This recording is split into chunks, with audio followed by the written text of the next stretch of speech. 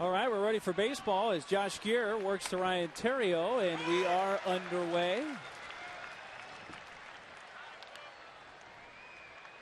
64 degrees at game time tonight at Petco Park. And that's lined towards second, caught by Edgar Gonzalez. And on the second pitch of the game, Theriot lines out. That's the way this one begins. Let's take a look at the Chicago lineup. It has Theriot leading off, followed by Fukudome in center field. Then Milton Bradley in right field tonight. Lee Hoffpower is in left. Soto, Fontenot, Scales, and Wells. Notice no Soriano in the starting lineup for Chicago tonight.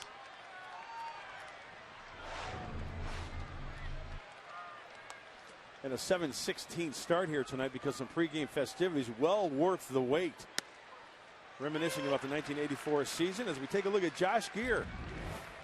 Well, the numbers aren't good for Josh Gear. Last two outings have not been good for Josh. So he's on a mission tonight. He knows exactly what he needs to do to try to rebound after his last outing. 5 2/3, gave him a 5 earnings.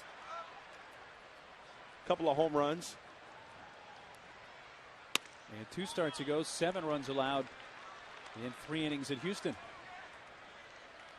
And as a pitcher, it really, really sticks in your craw after having 2 outings like that. You have to wait 5 days. Towards the middle, backhanded by Edgar, and on to Adrian. The stretch and 2 down. Padres defense, they're strong, and then there's Army strong. Find out more at GoArmy.com. In the outfield, Hairston, Tony Gwynn Jr. and Giles, and Edgar getting the start at second base tonight. David Eckstein is here. Could play if need be. David Eckstein looks like he just got out of a paintball war. He's got black and blue marks all over his body. Both knees, left elbow, chest. The guy is just, he's got targets all over him.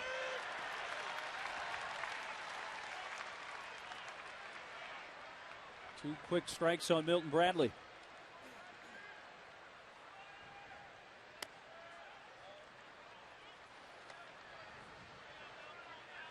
.182 average for Milton with 4 homers and 9 runs batted in, and this is his first season as a Cub. Comes back from that one inside, 2-2. That's what Josh Gear is going to have to do. He does it so well. I remember his start against the Dodgers at Los Angeles. 6 innings. He gave up 4 runs, but he pitched well inside. Now, this is a ball. He was ahead in the count. Now he evens the count.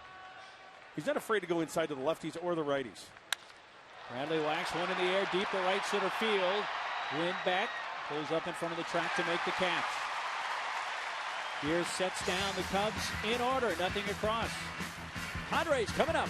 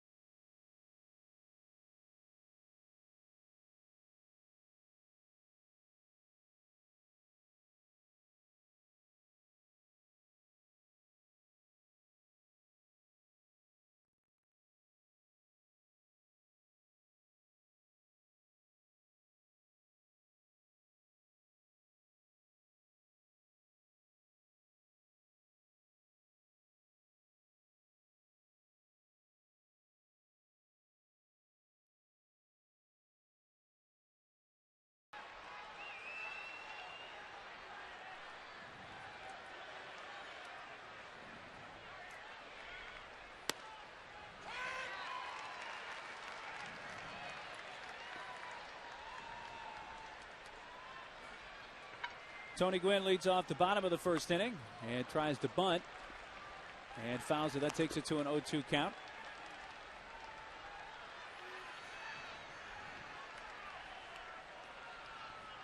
One for 4 last night with a couple of runs scored. Had a double, his first San Diego hit in the 5th inning last night.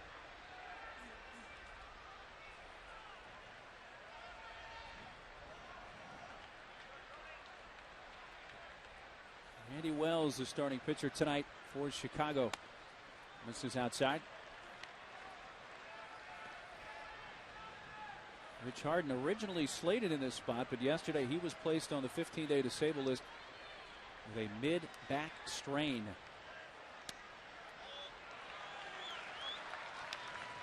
So Lou Pinella's Cubs already battling some key injuries. Aramis Ramirez at third base, the most significant one now, still on the DL of the everyday players. 2-2. Tony swings and misses and strikes out. Chasing one that was up. Here's the San Diego lineup. Tony's up top, then Edgar playing second base. Adrian, Scott Hairston in the cleanup spot. Giles, Kuzminoff, Hundley catching with Burkett short and Josh Gear pitching. And you see the graphic there on Adrian. 12 of his 16 home runs against righties. Seems like Adrian's been going to the opposite field with regularity. And he is on deck while his brother digs in. In on the grass at third was Scales. 2 away. And for Randy Wells, he makes his 3rd start of the season for the Cubs. Kind of the same type of pitcher on the mound. Randy Wells throws a little bit harder than Josh Gear, but a sinker, a slider, and a changeup, kind of a slurvy breaking ball, 88 to 90. And when you look at the minor league numbers of Mr. Wells, he's around the plate. He did not walk a lot of hitters, so he makes you hit one of his good pitches. He's going to be around the plate tonight. 26-year-old Randy Wells.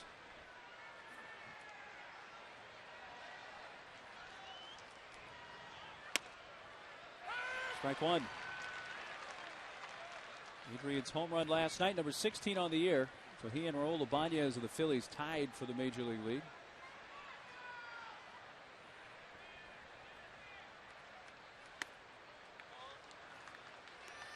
And the home run he hit last night came off a left-hander, Neil Cott. So that was his 4th of the season off a southpaw.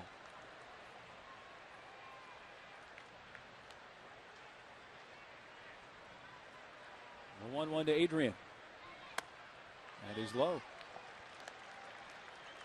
Well, the Cubs come in having lost 5 in a row, which comes on the heels of a 5-game winning streak for the Cubs, part of which was a 3-game sweep over the Padres at Wrigley. But take a look at the Cubs defense, brought to you by SD Storage, where $1 moves you in. Go to SDStorage.com to find a store near you today. Michael Hoffpower is in left field tonight. With Soriano on the bench. 2 miscues for the Cubbies last night. And then 4-0 whitewash the Padres over the Cubs.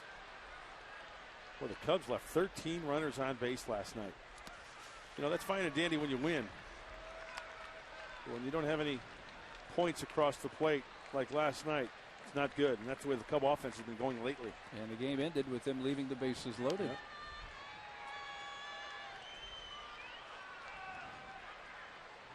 Full count on Adrian with 2 outs in the first. Strokes at the right field. And Milton Bradley waiting on it. The Padres go down in order. After an inning, no score.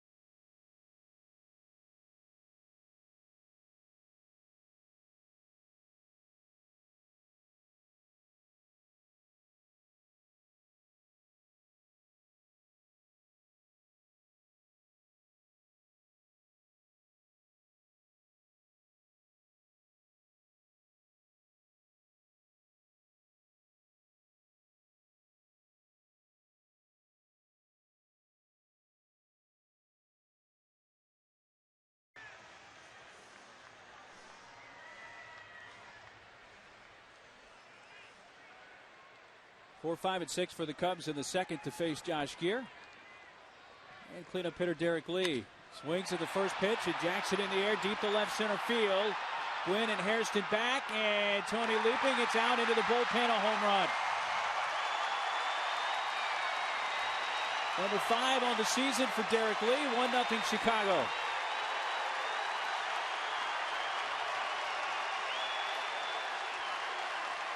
Well, there's the long ball that the Cubs have been waiting for. Number 5 on the year for Derek Lee. A solo shot. And first pitch, Hacken. He got the fastball right down the middle.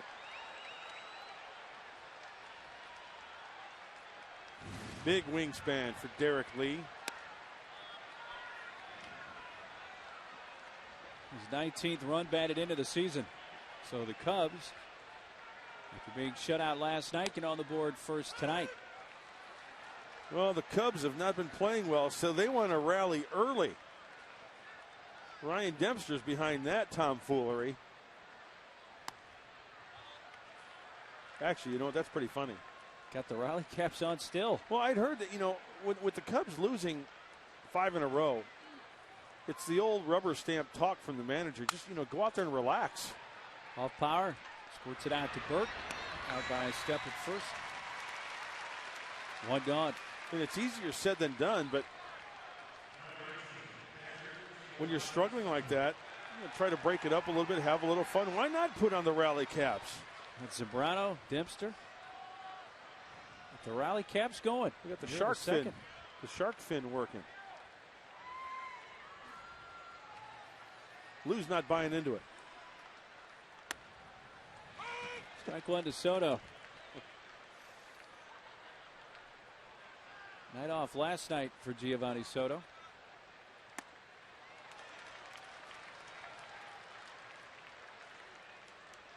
Last year's NL Rookie of the Year.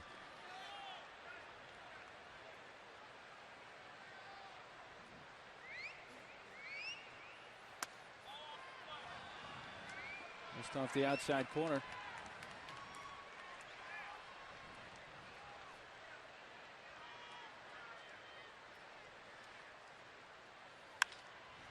Towards the hole, a diving attempt by Burke, but into left field, and Soto has a base hit.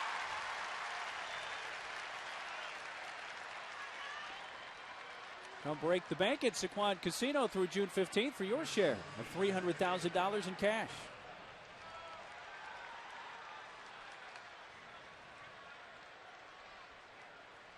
Cubs with a 1-out base runner now for second baseman Mike Fontenot.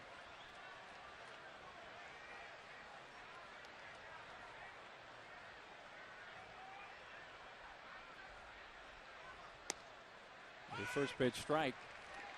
There was talk, and just talk, it was brought up in the newspaper about the possibility of maybe moving Soriano at times back to second base. But Lou Piniella has said that's just a very remote possibility. If Fontenot's average starts to climb, then the possibility of that becomes 0. Interesting, because you remember a few years ago when Soriano was in Washington, the Nationals had to, at least initially, encourage Soriano to move from second base to left field. Remember that, yep. Well, that average is going to have to climb quickly. He's at 195, Fontenot is now.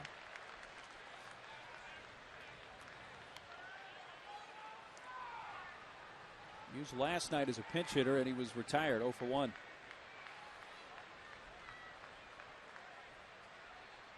So it's an option that's out there, moving Soriano to second, but it is not an ideal one for Lou Piniella and the Cubs at this point. And if they move Soriano to second, then you have Hoffpower, rookie, with an opportunity to play one of the corner outfield spots. And another part of that equation is Milton Bradley. You know, Hoffpower is one of those young players that I like. You look at his physique, you look at his swing, and hopefully from Lou Piniella's standpoint in the Cubs, maybe if that possibility happens, he'll get more consistent at-bats out there, more playing time on a consistent basis, and therefore have a chance to put up some good numbers. Soto draws a throw. Full count with 1 out. Soto with a short lead over there at first base. He's not going to make anybody forget about Ricky Henderson, no doubt about that. But Josh Gere trying to work that sinker away. Let's see if he goes on this 3-2 pitch. There goes Soto, and it's fouled out of play left side. Well, here's a chance. If they're going to start the base runner, you'll strike him out, throw him out, and get yourself out of the inning. Absolutely, but does Josh Gere have that strikeout pitch? Does he strike a lot of guys out? No. He's not a hard thrower. Chances are, you with that sinker, he's going to put the ball in play. That's why Lou Piniella sends that runner to try to stay out of the double play.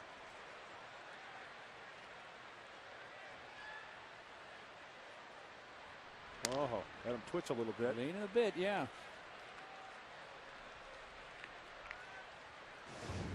Watch Soto initially move to second base and get back. Look out. Here, by the way, 14 strikeouts on the season in about 35 innings pitched. There goes Soto. Rip down the right field side, foul. Did that guy catch that ball? He reached over. Did he snag that? Not what that the Sammy Hagar is going on there? Well, the gentleman went over the wall. He brought his glove. Does he get it on the short hop? Oh, he caught that on the short hop. That is an outstanding play. And then they gave it to the little girl, and she says, "Oh, it's all dirty. I don't want that. It's messing up my nails." I'll go back to the hot dog, and the nachos, and the cotton candy.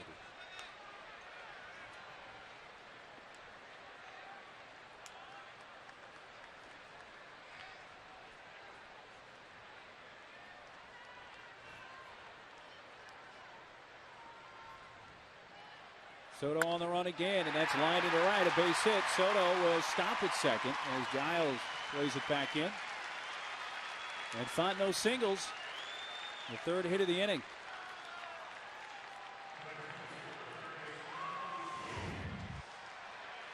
Well, I've mentioned this before where, Josh Gere, he throws 85, 86.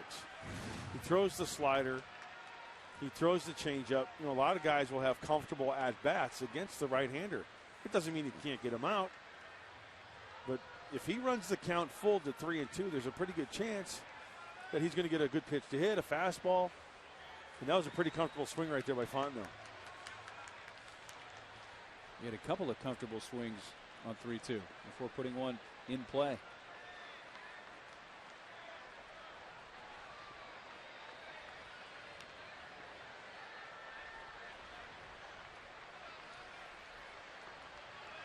Zambrano took the loss in last night's game. He still got the Raleigh cap going. Scales takes low. Bobby Scales spent quite a bit of time in the Padres organization, playing as high as AAA Portland.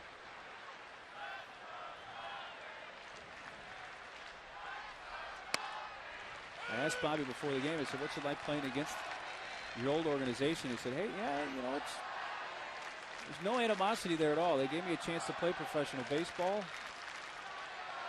Love the organization. A lot of friends still there.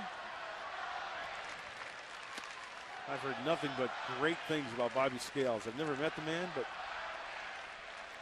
everybody speaks positively about him. Good kid. And it's stories like that you like to see. Guys that, keep on chugging along to try to make it to the big leagues and finally get a chance.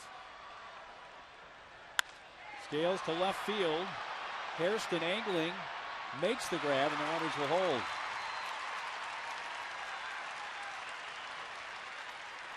Scott going back towards that left field corner to make the catch a little before the warning track for the second out. I think one of the strengths for Josh Gere against lefties is to throw that sinker down and away. That's 87 with sink, and it's just lifted to left field, an easy fly ball for Josh. Now, if Josh Gere gets around in the order against Scales, there's a good chance that he might bust him inside. That's what he has to do to be successful. Mix it up. You just can't go there with regularity, I think, and be successful. That's why Josh Gere has to use the whole quadrant of the plate, up and down, in and out, throwing that changeup.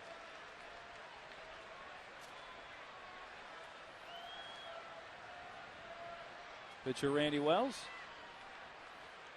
With 2 on, 2 outs.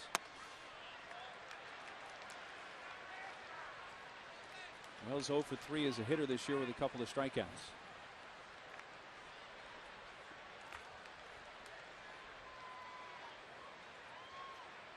Derek Lee led off the inning with a home run. That's away. 2 balls and a strike.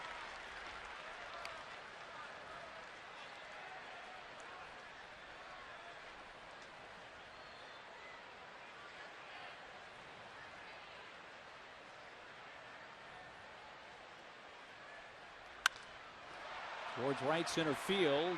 Gwynn wants it. The leadoff home run by Lee. 3 hits and 2 men left on. And after an inning and a half, 1-0 Chicago.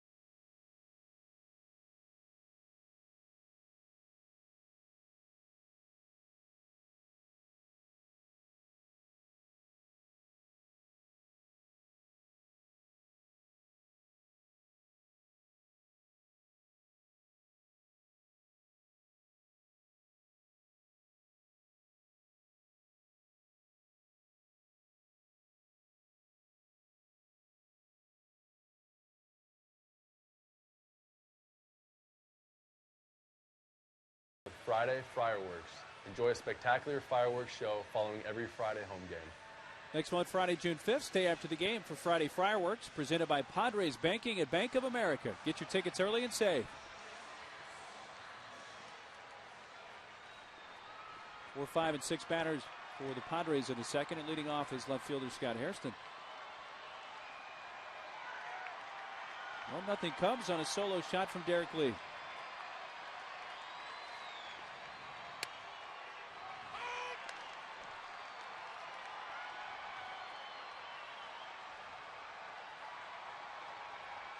.227 average for Scott.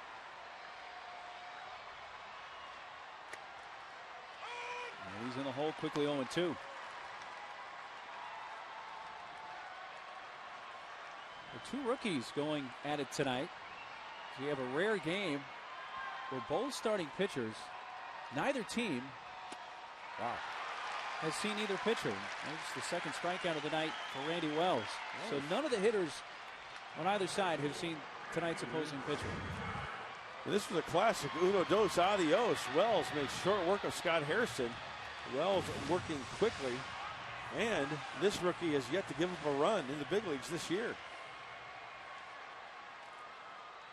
Now 12 1/3 innings pitched. Giles fouls it. Randy Wells also threw 5 1/3 innings last year in the big leagues without allowing a run or a hit for that matter.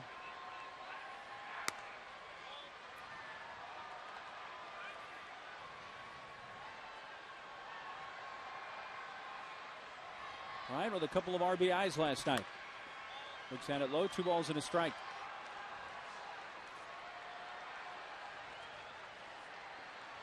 It's always interesting to find out who the Rule 5 guys are. Well, you're looking at one.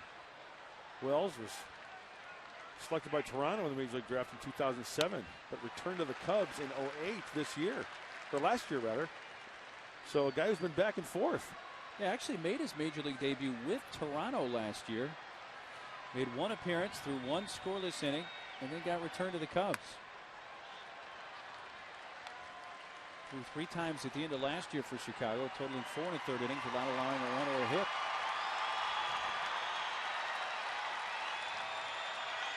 "3-2. Just missed. Boy, Soto framed that and held it. And Giles on with a 1-out walk. Big appetite, small budget, satisfy both with Sequan Casino's incredible all-you-can-eat prime rib buffet, now for only $10.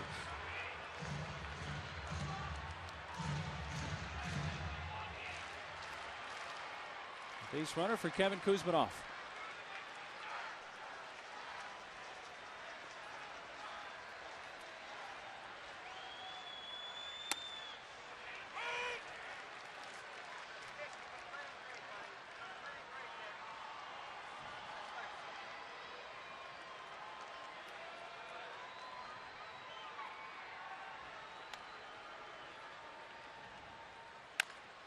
Bounced out to third, charged by Scales.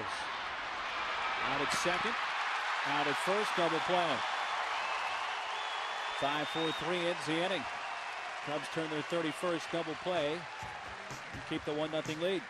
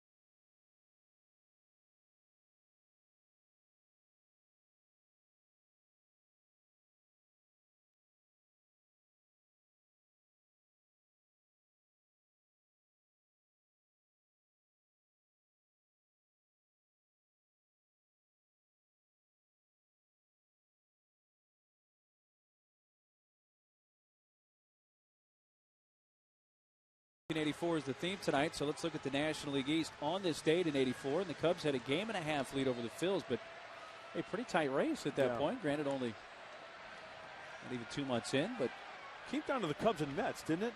Eventually, in the end of that year, '84. And remember, the Cubs clinched it against Pittsburgh on the road at Old Three Rivers Stadium to win the East. Top of the order up for the Cubs here in the third. Ryan Theriot began the game with a line out to the second baseman, Edgar Gonzalez. Boy. Just a little low. You know, I was biting my tongue last inning. Josh Gear's gotten squeezed a couple times already tonight. This is a pretty good pitch. Looks like it's off the plate a little bit, but there's been a few pitches. Your plate umpire Doug Eddings there said ball inside on that last pitch. See Josh shaking his head. What do I have to do? Throw it down the middle? Foul back. 3-2 Ontario.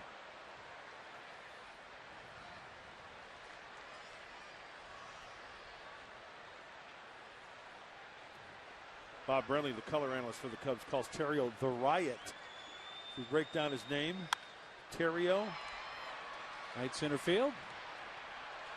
Giles in front of Gwynn. The Riot is the first down. Yeah.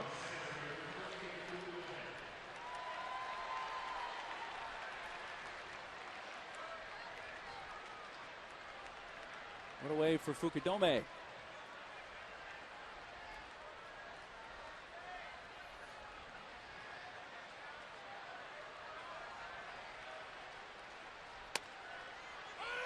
Kind of quietly having a real good year here, Fukudome, after kind of being persona non grata at the end of the season for the Cubs. Well, he's turned it around quite nicely. Fourth in the National League in on-base percentage coming into today.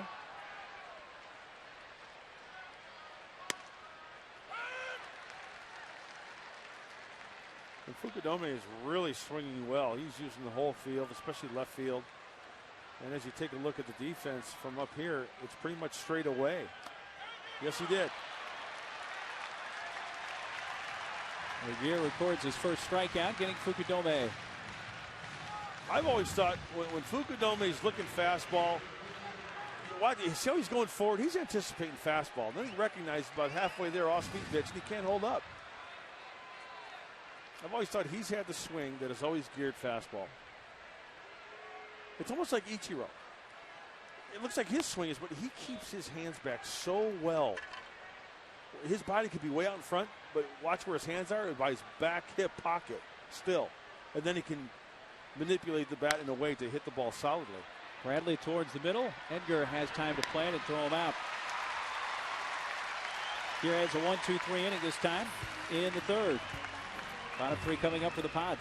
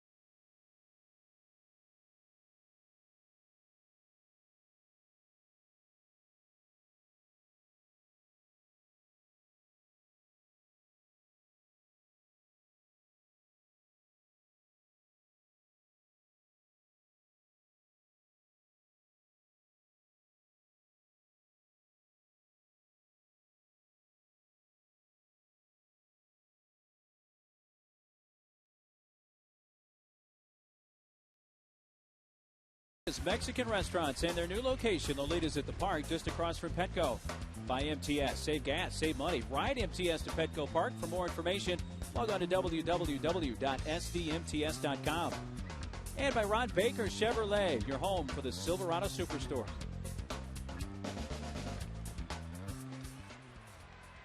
Had some clouds the last couple of nights, kind of like the Cubs have brought their Chicago weather. Oh, nice. Yeah. Still getting cool downtown on May 23rd. Only hits it to Fontenot. We look east. Brighter skies. Well, everybody knows East County is where it's happening. Looking like a true East County guy. Oh, yeah. After Alpine. Chris Burke, the shortstop.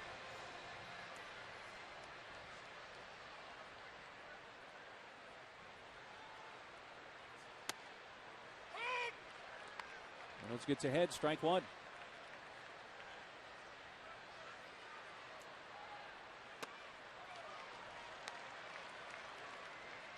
Randy Wells right now just attacking, getting ahead. He's allowed only one base runner. That was the walk to Giles, who reached on a borderline 3-2 pitch.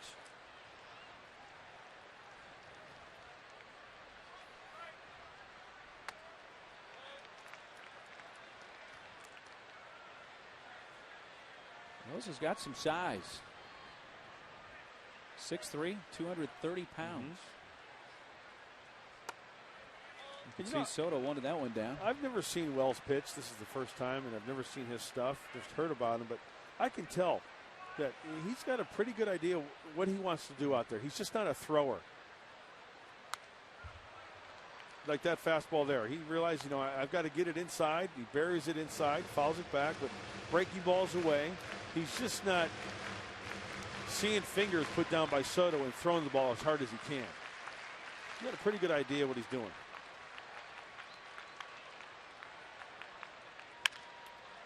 Chopped out to third, and Scales. 2 outs.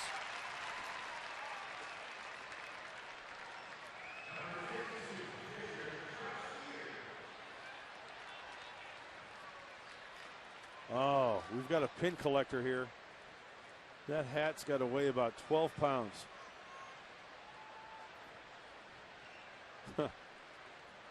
Pretty good seats there, my friend.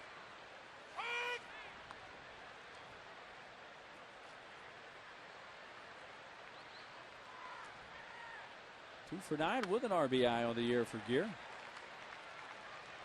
Behind 0-2.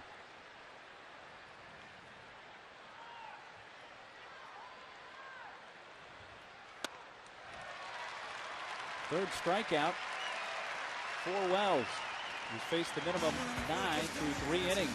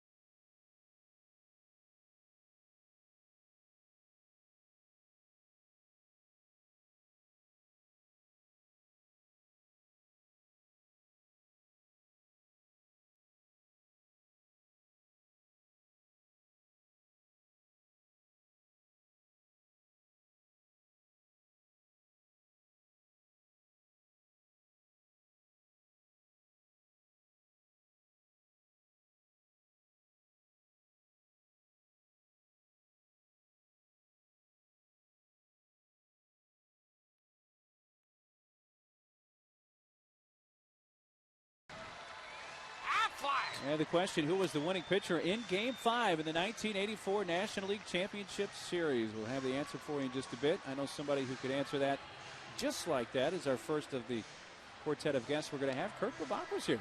Pleasure to see you, and welcome back. Thank you very much. It's my pleasure. Kurt, you look great. Hey, bud. How you doing? You look like you can pinch hit right now. Nah, it would hurt. Would it? Oh, yeah. Pull a hammy? Kurt's going down the stairs in the morning. It must be good to see all the boys, though. It is. I was really looking forward to it. That's the one thing we always used to have a good time with was each other. And it was good to see the guys. It really was. You could tell back in '84 when you looked at your club, the way you played and the personalities that you had on that team, that not only did you guys gel well on the field, but you guys got along in the clubhouse, too. Speaking of clubhouse, we were comparing the clubhouse at the Murph to this one. And I've seen this one before, but some of the guys haven't before yesterday and today. And we used to spend a lot of time in the clubhouse. We played card games. Mm-hmm. One of the guys said our card games would have been 8-10 hours long if we had a clubhouse that nice. Back to the mound. Gear on the third base side. Fields and throws out Derek Lee. One gone. So he didn't quite have the luxury at the Murph that the guys here do, huh? Not quite. What do you think of this dig? This is pretty good. sweet, isn't it? Yeah. Not bad. Nice town, huh? Well, yeah. What was the first time you got to come see a game at Petco? Opening day. The first game. First game. With They David invited Wells? me back. Yes. It was fun. Yeah, that was a pleasure. It's always nice to come back, be recognized, and see. I still see fans from the Murph. Oh, that yeah. I recognize. Absolutely. That still have tickets and come to the game every single night. Mm-hmm. I don't know how they do it. You know, you had a long, good career. I mean, you played a long time in the big leagues. Narrow it down to 1984, and I could probably answer this for you, but your greatest moment in 1984. Well, naturally, it was the home run in the World Series, but the year was special. I think we bonded as a team during an afternoon in Atlanta at Fulton County Stadium. That where the Jerry Springer show broke out. Yes, that was the first reality series, and we just went on from there. I mean, it was really a fun year. You know, we had some guys that we had Wiggins and who was a different kind of guy, but a great player. Mm-hmm. And we'd get into spats, and then it was over. You know, it wasn't those things where it was long-lasting or you were jealous of people.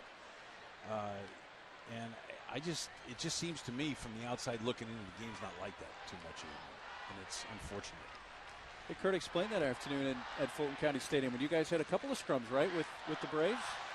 Yeah, more than a couple. Yeah. We actually it actually started in the third inning. Out in the left center field, and Hoffpower was a one-out single. So it begins in the third inning? It begins in the first inning. At first, okay. Yeah, Pascual Perez hits Wiggins in the knee. He had gone 3 for 4 the night before with 2 infield hits, and he beat out a bunt. So hits him right in the knee. I mean, you know it's a purpose pitch. For one thing, Perez was a maniac, and we waited for him to come up in the third inning, and that's when it started. Eddie Lee couldn't hit him. No, he couldn't. No. This is the best part. This is how accurate our pitchers were. Leffers finally got him in the 8th inning. And I'm not kidding you. Every time Pascual Perez came to the plate that day, he got thrown at. And a pitcher got ejected. Whitson couldn't hit him. Whitson couldn't hit him, got thrown out of the game. Booker couldn't hit him, got thrown out of the game. Harris couldn't hit him, got thrown out of the game. And then finally, the guy that throws 44 miles an hour and turns it over finally hit him. Now, where were you in the middle of all this? Because I made it to the 8th inning. Oh, okay. Which was really good. You mean we had as far as not getting thrown out? 17 players ejected that day. Oh, my goodness. And, you don't look back and you go, boy, I'm proud because we fought the Braves all day. It was just a thing where it was old-time hockey. Old-time baseball. It was fun. I had fun. It was fun. Did you get a piece of anybody? It was fun. Did you get We didn't get Perez, who we tried to get. Yeah. I remember Champ had the bad wing. He was out on the field with a cast on his arm. No, that was Horner. Bob Horner. Bob Horner was on the DL. Champ was next to me a lot. Who got the beer poured on from the fan. That was me. That was when I finally got tossed. Oh, gosh. They served like 16-ounce beers in these kegs down in Atlanta.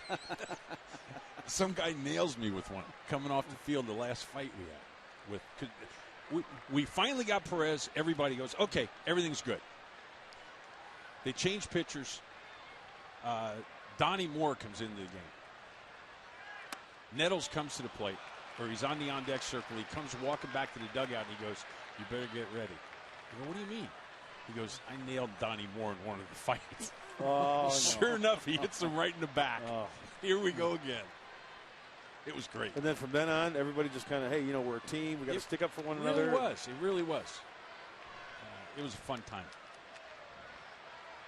Have you gotten a chance to chat with, a lot of people might not remember, but there's a guy over in the Cub dugout, bench coach by the name of Alan Trammell, who was the MVP of the World Series that year. Yes. You had a chance to visit with Trammell while you were here? I here? didn't see him. I wish I would have. You know what? I didn't even know he was there. That's I don't know if it's sad to say, but I don't really keep up with the rosters. Strikeout of Soto for the second out of the inning. So Trammell's a coach for the Cubs. He is. All right, I learned something. I learned something tonight. Good little connection because we were chatting with Alan before the game. Of course, the Tigers beat the Royals on the other side, and Bud Black was a member of that Kansas City team. So we've got a lot of connections of all that involved here tonight in 1984. There you go. All good stuff. A lot of memories. Mike Fontenot, the second baseman. Now, was the first one. Was there anybody that came tonight that you didn't recognize right off the bat when you kind of looked at him? Nope. You know who I didn't recognize was Tram. Take a look at why he's not in the Hall of Fame. I'll never know. But anyway, Greg Harris. Oh, really? Didn't recognize him. Yeah, I knew who everyone was. And I went up to Craig Lefferts when I first saw him. You know, you guys have got the replica jerseys on, right? I said, "What's that? This time, like a size 56 jersey?" I know we all. He goes, "No, it's the same one I wore back then." Yeah, sure. Laughing. That's a big lie. We wore size 42s back then. I tried to put my 42 on the other day for one of my sons. Did you rip the That was threads pretty on funny. the? I felt like Hercules. Trying. Oh boy, life goes on. Huh? Time goes by fast. It goes by quickly. 25 years. That's amazing. Really is. Off power at first with 2 outs and another pitch to Fontenot is inside. Kurt, what keeps you occupied these days? I have a company that sells aftermarket products to car dealers. I've been doing that for 18 years now. Car business hasn't been real great in the last year or so, but I think things are starting to turn around. It would be a good sign for everybody Yes, involved. it will. It certainly will. Well, what was your honest feeling after you guys lost Game 2 in Chicago? We're done. Honest feeling. Done. Oh, we were done. Toast. So really, was it the fans when you got back? Oh, to no Jack doubt. Murphy? Absolutely. Absolutely no doubt. That's awesome. Yep, it really was. It was totally unexpected, and it was that just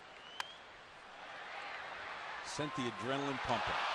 So what was your perception of that when you're rolling into Jack Murphy? When did you see him, and then how long did it take before guys were like, "Wow"? It happened right away because we got off the bus, and if people that were fans back then know, I mean, we went down in this little area where that was fenced in, and the people were totally surrounded. It was totally surrounded, and it was like 10, 15, 20 people deep. I mean, it was unbelievable. Strikeout ends the inning. Must have been a magical moment, and from there, Really was. history. Really was. Hey, Kurt, terrific to have Thank you you here. so very much. Thanks so I much. Appreciate it. Kurt, good to see Mud, you. it was good to see you. All right, my friend. Take care. Kurt Bavacqua.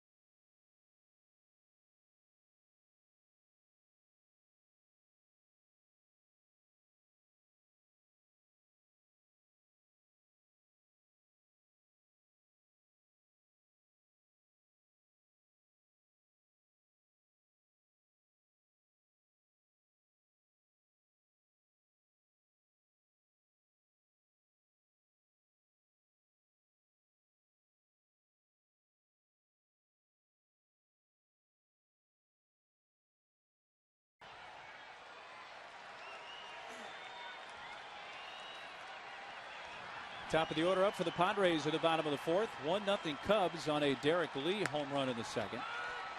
And a first pitch strike to Tony Gwynn.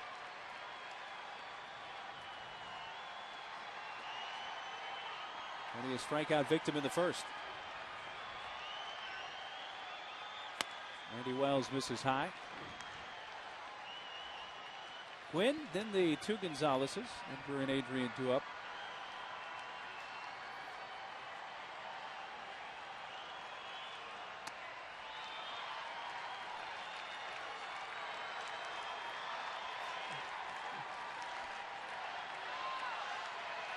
Always comparing notes, huh? Seeing Edgar and Adrian talking on the bench. Left field. Off power, just back a few steps. One out. Let's answer our Aflac trivia question for tonight. Aflac! Who was the winning pitcher in Game 5 in the '84 National League Championship Series? And the answer, Craig Lefferts. Through a couple innings with one strikeout. Of course, Goose finished it off with 2 innings. 2 innings save, huh? Yep. A lot more common back in that day, wasn't no it? kidding. Or 3 inning saves. How about on the video board when they were showing the highlights in between innings? How about the heat that he was throwing, just blowing guys away? Some serious fuzz there, man. Oh, man.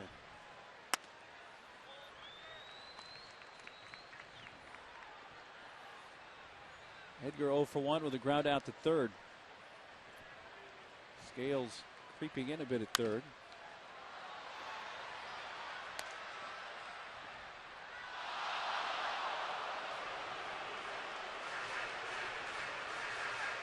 Six of Edgar's 9 hits on the season have gone for extra bases. He has 3 homers, 1 double, and 2 triples. In fact, his first 2 hits of the season were both triples.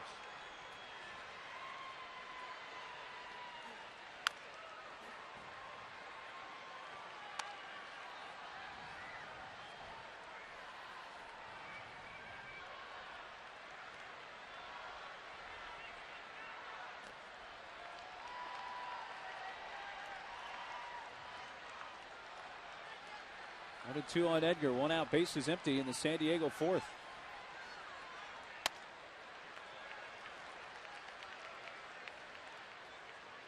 Randy Wells making his 3rd start of the season. Still yet to allow a run in his major league career.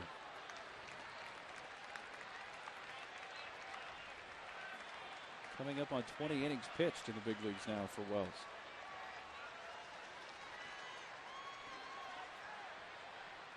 Oh, that got him. Got a ball 4. It's a hit by pitch. That puts Edgar on.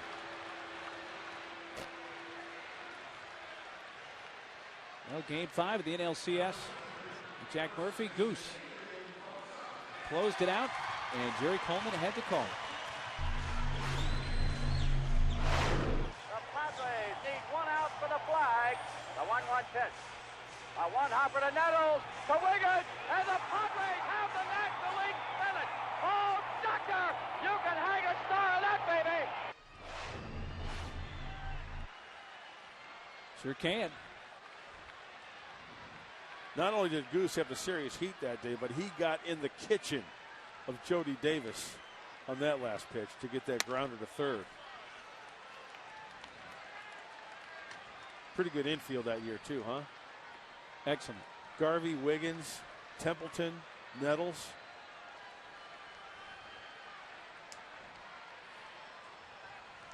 Adrian fly to right his first time up.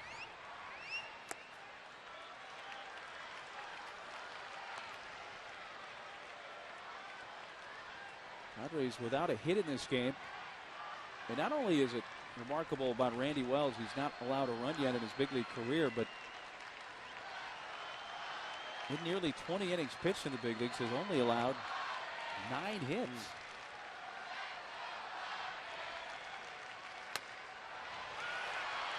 2-1 on the check swing.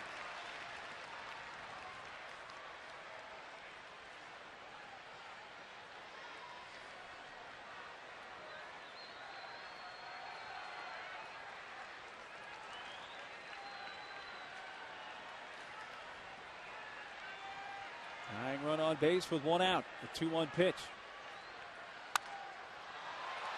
And in on Adrian that time. Soto's going to go out to the mound, though, to visit Randy Wells. I don't know whether Wells made a mistake there on that pitch. It looked like it was a pretty good pitch in on the hands of Adrian. But it's better to go out there and get on the same page and not make a mistake next pitch. He set up inside. It looks like he hit a spot.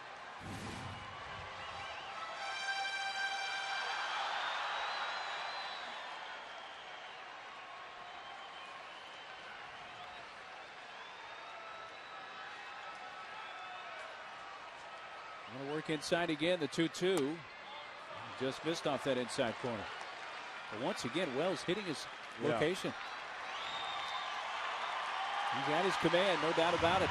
He's not afraid to come into the lefties. You're right. He's a dart thrower, man. He's hitting his spots nicely. Full count with 1 out. Edgar takes off. Ball hit in the air to left field. Off power ranging and along the edge of the track makes the catch. Edgar back to first, 2 down. Adrian taking it the other way, but not enough to get it out of here. And maybe just a little bit off the end of the bat, taking away some of that power. Adrian can go to left field with the best of them. There's a 2-seamer down and away, and I'm guessing that's just a little bit towards the end of the bat. Just off the sweet spot.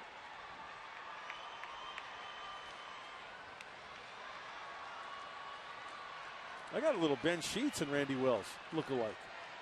A little bit? A little bit.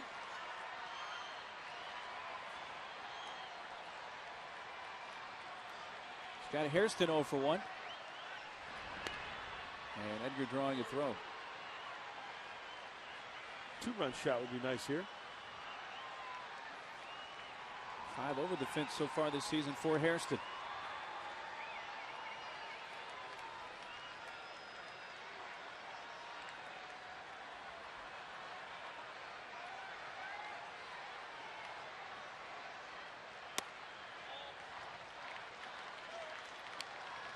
Got a strikeout victim in the second. 1 of 3 for Randy Wells in this game.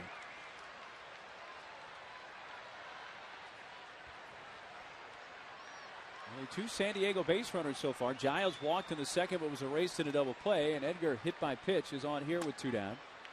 And Wells behind 2-0. Well, if you're thinking long ball, Wells has yet to deliver, or give up, I should say, a home run.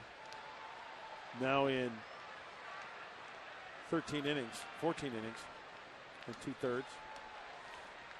Only 5 walks, 6 walks. I'll get my math right. I'll be okay. You're getting there. Hang in there. Just bear with me. Be all right. Edgar started to take several steps towards second. He did. And then somebody eventually got Wells' attention and he threw over there.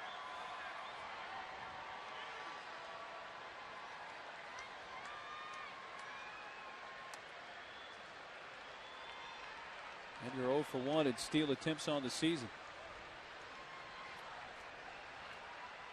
Is he running here?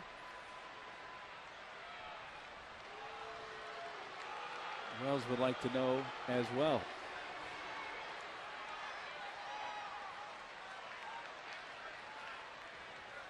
A bearded Ben Sheets. That's not bad. Yeah. Yeah. A little bit.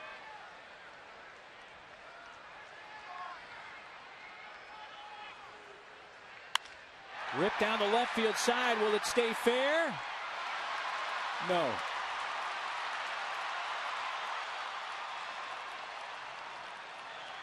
You see Edgar? He kept going and going and going. And you know, that's the right thing to do. Keep motoring. Why not give it your all? Wait till somebody throws up a roadblock. Well, with 2 outs, he had scoring on his mind there if that ball lands fair, but it did not. Absolutely. Run like the wind, bullseye. I've seen Toy Story a few times. Great flick.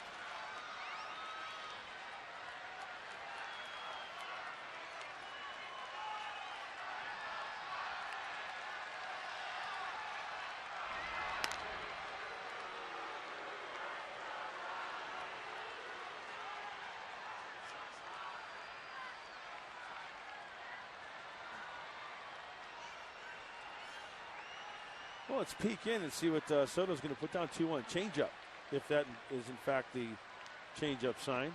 Yep. And out into center field, there's the first Padres base hit. Edgar on his way to third, and he's going to make it without a throw from Fukudome. Runners at the corners with 2 down.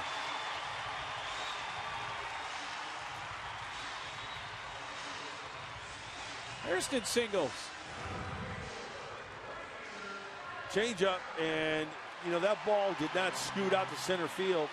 It wasn't a rope, but yet Scotty does a nice job of sending that ball up the center of the diamond on the changeup.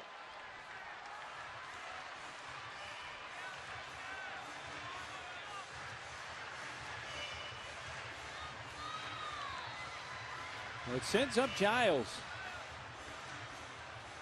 He walked on a 3-2 pitch in the second. Padres have the tying run at third. Go ahead run at first. Another run of this game. A Derek Lee home run leading off the top of the second for the Cubs.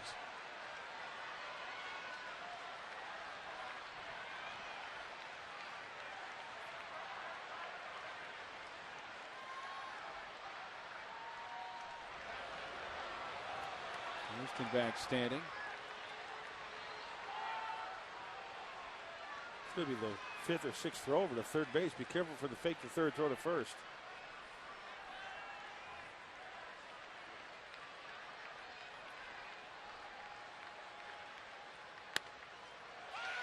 On the outside part, strike 1.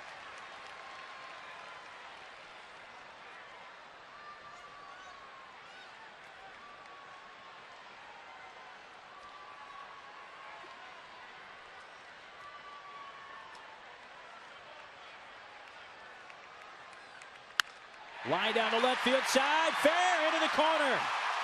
Edgar scores to tie it. Hairston's going to be waved around third, and he will slide in safely without a throw. 2-run double for Brian Giles, and it's 2-1 Padres.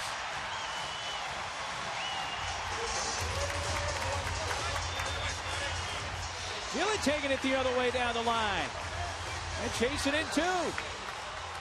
Rather than trying to pull Wells, that's the best way to try to beat him. You get something up in the zone, and you play a little pepper down the left field line. That's a 2-seamer. It's elevated. Bryant stays on it nicely. And 2 Padres cross home plate. And on this play, the Cubs do not hit the cutoff man. They overthrow the first cutoff man. Who knows what would have happened if they hit him on that second run.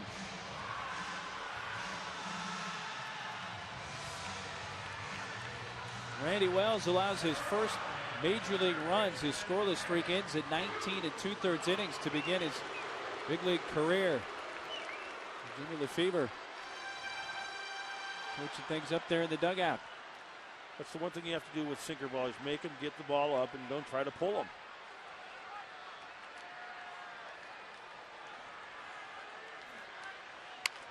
Cruz softly to third. Scales. Throw hops. Throws him out. But Giles comes up with the key 2-out, 2-run hit. We'll have Steve Garvey with us when we come back.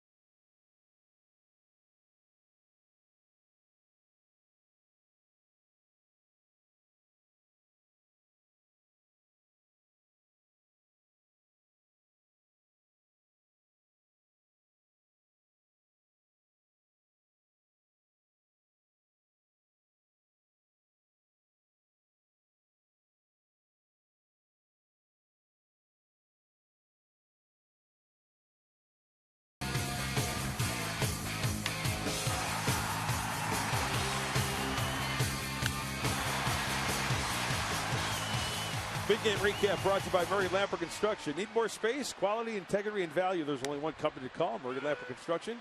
Log on to murraylampert.com. Into the fifth, 2-1 San Diego. Bobby Scales leading off. 8-9-1 for the Cubs. Josh Gear now pitching with a lead. That's popped up out in his shallow left field. And Hairston on to make the catch. And look who's here. Well, let's first flash back. Deep right field, way back. Cotto going back to the wall. It's gone. Home run Garvey, and there will be tomorrow. Yes, indeed. There was a tomorrow, and that also turned out to be a Padre win. Steve Garvey, pleasure Great to to see be you with again. you. Good to see you again. Last time AAA Albuquerque. Yeah, it was a Had couple fun years there. ago. Great to see you, Steve. Steve, The how old are big you? boy here. Did you know it was gone? Yeah. You know, I had 275 home runs. When it went up, I thought I hit it well enough, and then it kind of froze there. It was that euphoria, you know. And then all of a sudden, I see Henry Cotto starting to climb the wall, and I'm He thinking, made a great effort. this is the greatest. This is going to be the greatest postseason catch in history. Forget about Willie Mays. It's going to Spider-Man. be the greatest catch, and then it hit 5 or 6 feet above it, and then that's when I hit the bag and rose my arm. And for a split second there, you know, and he made a great effort. And I thought, you know, is this going to, you know, carry far enough? And it did. So it was the one time that year that I actually hit the ball solid off of Lee Smith. Every time I faced him, it was in the shadows at Wrigley Field, and he was throwing about 96. You know, he can't see the ball, and he's throwing hard. But when Tony got on, I figured that he wasn't going to do anything more than try to just battle me one-on-one. Right. He wasn't going to try to fool around with change-ups or breaking balls. And the first pitch was an indicator because it was a fastball similar to that one, but a little farther out and up. And then he checked Tony, and I thought, well, let's just load up and let it rip. And I was thinking drive the ball in the alleys and let Tony with, you know, good instincts and good speed, you know, score on that. Mm-hmm. But got it up a little more and got a little backspin. That was it. So you guys win that game. The Cubs had elected to hold Sutcliffe to Game 5. But by that time, I assume the Friars were feeling pretty good about themselves. Well, we were, and I think the fans realized, too, that this is a team that can win. This is what a winner looks like. I think with that game that night, it convinced the fans this was a team that could win the NLCS and go on to the World Series. And the next day we spot them 3, you know, and got Sutcliffe going, who was 16-1, I think. But we were playing solid defense, and we put pressure on the defense because it was their series to lose at that point. So up the middle, and Terrio thrown out. We're going to visit more with Steve Garvey when we come back. Gear sets down the Cubs in order. Bottom 3 coming up for the Padres.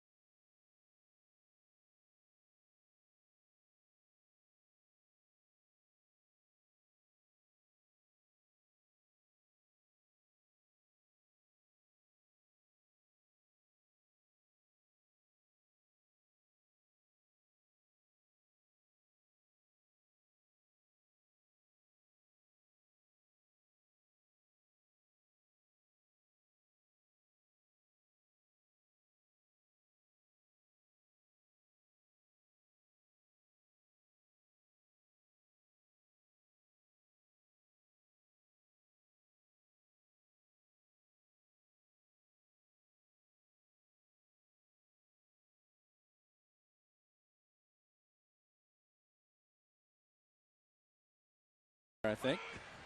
And into the bottom of the 5th inning, Nick Hundley leading off. 2-1 Padres leading, visiting with Steve Garvey. Every great comedian has a prop, don't they? Nick grounded out to second his first time up. And the 0-1 is low. So game 5, yep. You get Sutcliffe. Get Sutcliffe, who was pitching as well as anybody in Major League Baseball, 16-1. And for those of you who may remember that day, it was a Sunday afternoon. It was like a 3-something start for East Coast, time, and it was a little humid in Mission Valley. It was one of those rare times, a little bit of humidity, and it's game 5, everything's on it. Guys are sweating more, a little nervous, and as a pitcher, once you start to lose it, your pitches get up, and he was starting to get his pitches up. And all of a sudden, we started hitting the ball harder, and then ball goes through Leon Durham's legs, and then I think Tony hit one off of Ryan Sandberg, and then I get head up the middle. All of a sudden, it's 5-3, and you got Gossage coming in for not a closing 1 inning, but a couple, and it was game over. Burke flies to right. Milton Bradley makes the catch. Well, Tim Flannery had a comment after the end of game 4, which, of course, ended with your home run. They wouldn't have you ever been through anything like that. I've never seen anything like it in my life. The guy's the greatest.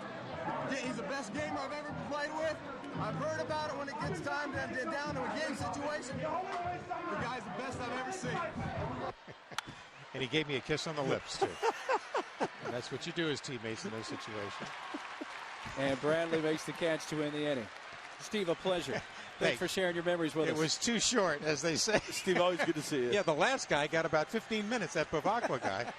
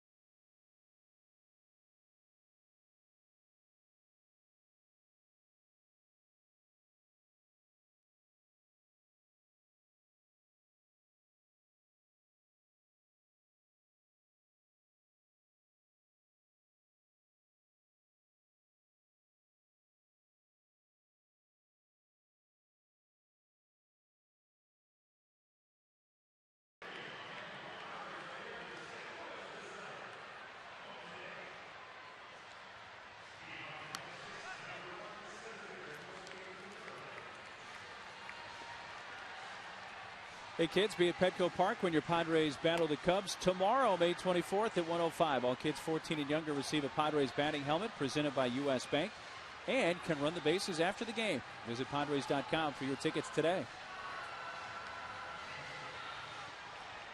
Heart of the order coming up for the Cubs here in the 6th. Fukudome, Bradley, and Lee. You know, it was such a great visit with Steve Garvey, but a quick visit. I mean, he's one of those guys where you can sit for hours and just talk. No doubt. But, you know, what I wanted to ask him, I mean, here's a guy who not only came through huge for the Padres, but when you watch the World Series that he has played in, those ones against the Yankees. Oh, the Dodgers series. Oh, my gosh. Those are some great series of all time. Strike to Fukudome. Well, I don't think there's any doubt when he came to San Diego, did that not, and let me rephrase this, because obviously Winfield had been here, and you know, there have been some great players, but he certainly helped bring another air of legitimacy to this franchise. Sure, I think that's fair to say. And you know what, I would think, coming from the Dodgers, there's a little animosity for fans also. Hey, you know, you're wearing the Dodger blue and coming here, but you know what? Knowing Steve Garvey, the kind of guy he is, the way he is with the fans, with the press, with everybody, he's just such a polite man that they took him in with open arms. They couldn't but not like him. Right. Gear gets his 4th strikeout. And fans Fukudome for his 2nd time. Once again, the off-speed pitch geared for the fastball, and Fukudome cannot hold up.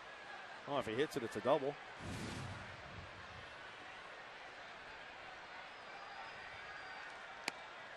All one outside to Milton Bradley. Fly to center in the 1st, and in the 3rd, grounded out to 2nd.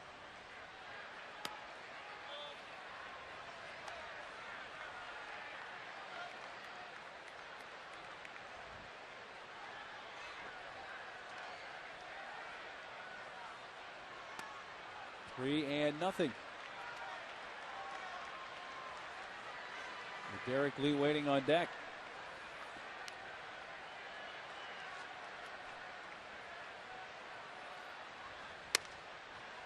Takes a strike.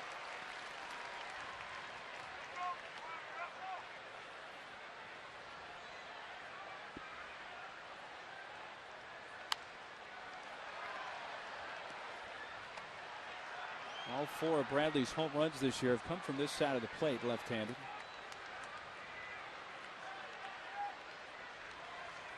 Here brings his 90th pitch of the night.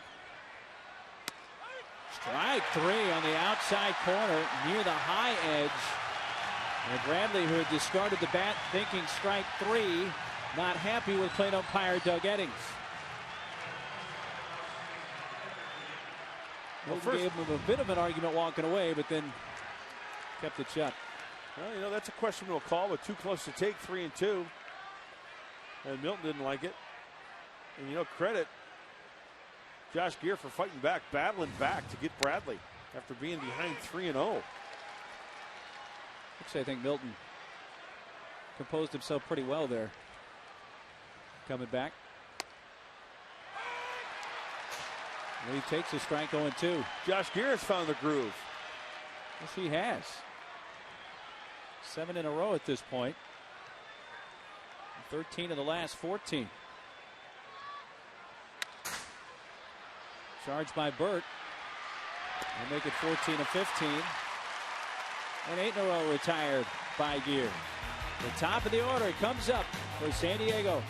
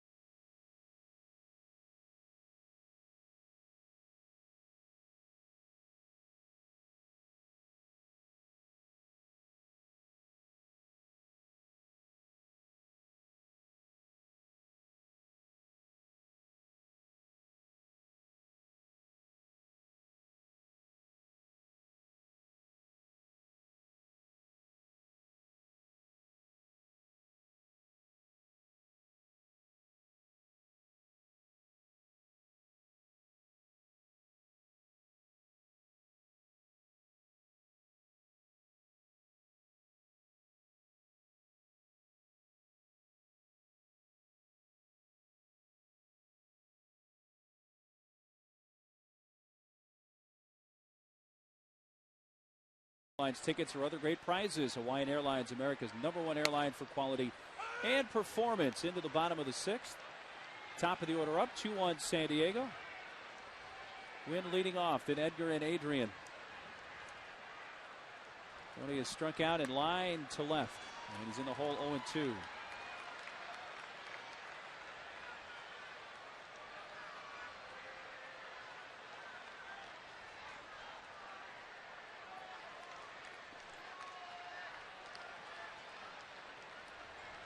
Randy Wells 0-2 pitch. Strike 3 on the inside corner. Well, one of my first activities when I was fortunate enough to get this job was going to the awards banquet in January across the street at the Hilton, and I got to meet Dave Dravecky, who was the featured speaker that night. Great to see you again, sir. Thank you, Mark. Good to see you, too. Great to have you back here. It's good to be back. This is amazing, man. This is the first time I've been in the ballpark. It's awesome. How you doing? Good. Mud. You doing okay? Yeah, I'm doing great. It's always good to see your smiling face. Thank you. It's good to be smiling. Yeah. It really is. Good to see the boys? It's been a wonderful day. You know, I just love these things, you know, because every now and then you get a call up and somebody's going to celebrate, 20 years, 25 years, and that's a little depressing. But when you get with the guys, all the depression goes away because it brings back such great memories. So it's been good. Good. It's been a great day. Hey, let me tell you what you were doing on exactly 25 years ago today. Okay. You had a win against the Expos. Padres won 2-1 in 11 innings. Can you recall specific games like that? Does that ring a bell now? On Not this at date, all. May 23rd of 84? No way. I couldn't remember that if you... You had that paid me cutter to. working that day. Yes, the cutter. Exactly. The trademark. As a matter of fact, TK and I were talking about that earlier today, that he's trying to get the guys down in the minor leagues, to think a little bit more inside. Sure. Guys just don't want to come in. And, when you throw pus like we do, you got to come in. Your pitching staff was a close-knit group that year in 1984. Yeah, we really were. I mean, not only the starters, but when you have a guy like Goose closing it out, that filters down. Well, and I think one of the things that was so cool about it, Mark, was Goose really did lead by example with his work ethic and just his intensity on the mound. And I think a big part of that helped us, especially the younger guys. Thurman and I were on the club at that time. We had Eric Schau and Andy Hawkins, and, we were young guys, and we needed that kind of leadership and that kind of experience encouraging us. Magical year for you, wasn't it? Oh, when I think back on that year, it truly was magical. What did you think in spring training that year? Because I know every team has expectations. I just want to make the roster. Seriously? Were you in that situation where you were kind of like on the... I didn't perceive you as a guy that was going to be on the bubble. You were on the team. No, actually, I wasn't on the bubble. You were an all-star in 1983, right? Yeah, and I had just signed a contract for 3 years, so I knew I had some security. But at the same time, you always go into spring training, and that's what you're wanting to do. Holy smokes, who is that guy? That's a good look right there. That's what you're wanting to do. You're wanting to make sure that you do all the right things. And, what was really bad was when I was in spring training, I was always the worst and the best pitchers in spring training. I was on the worst side all the time. So that bothered me. I wasn't... They probably wanted you to lead by example to the guys to show that this is what it takes. No, seriously. Yeah. I know your personality. You're a humble guy, but I think looking back on it, that's probably why they did that. Well, I really don't know why, but at the same time, it was a privilege to be in the position I was in. And to, when we started that season, you had to look at our roster and go, golly, we got a pretty good ball club here. We've got question marks, but it's only because of youth. It has nothing to do with whether or not we're capable of winning ball games. Sure. And, you got Garvey at first base, and you got Nettles at third base. And then you've got, the guys up the middle that, Wiggins every now and then played second. And, then you had the strength in the outfield, Tony Gwynn. And, I mean, it was just an incredible ball club that year. And we gelled. We were gelling like felons. Excuse me, I'm sorry. We were just gelling. Speaking of Tony Gwynn, how weird is it for you to see the guy lead off this sixth inning, Tony Gwynn? Well, it's really weird because I remember watching him after ball games chase my daughter trying to kiss her.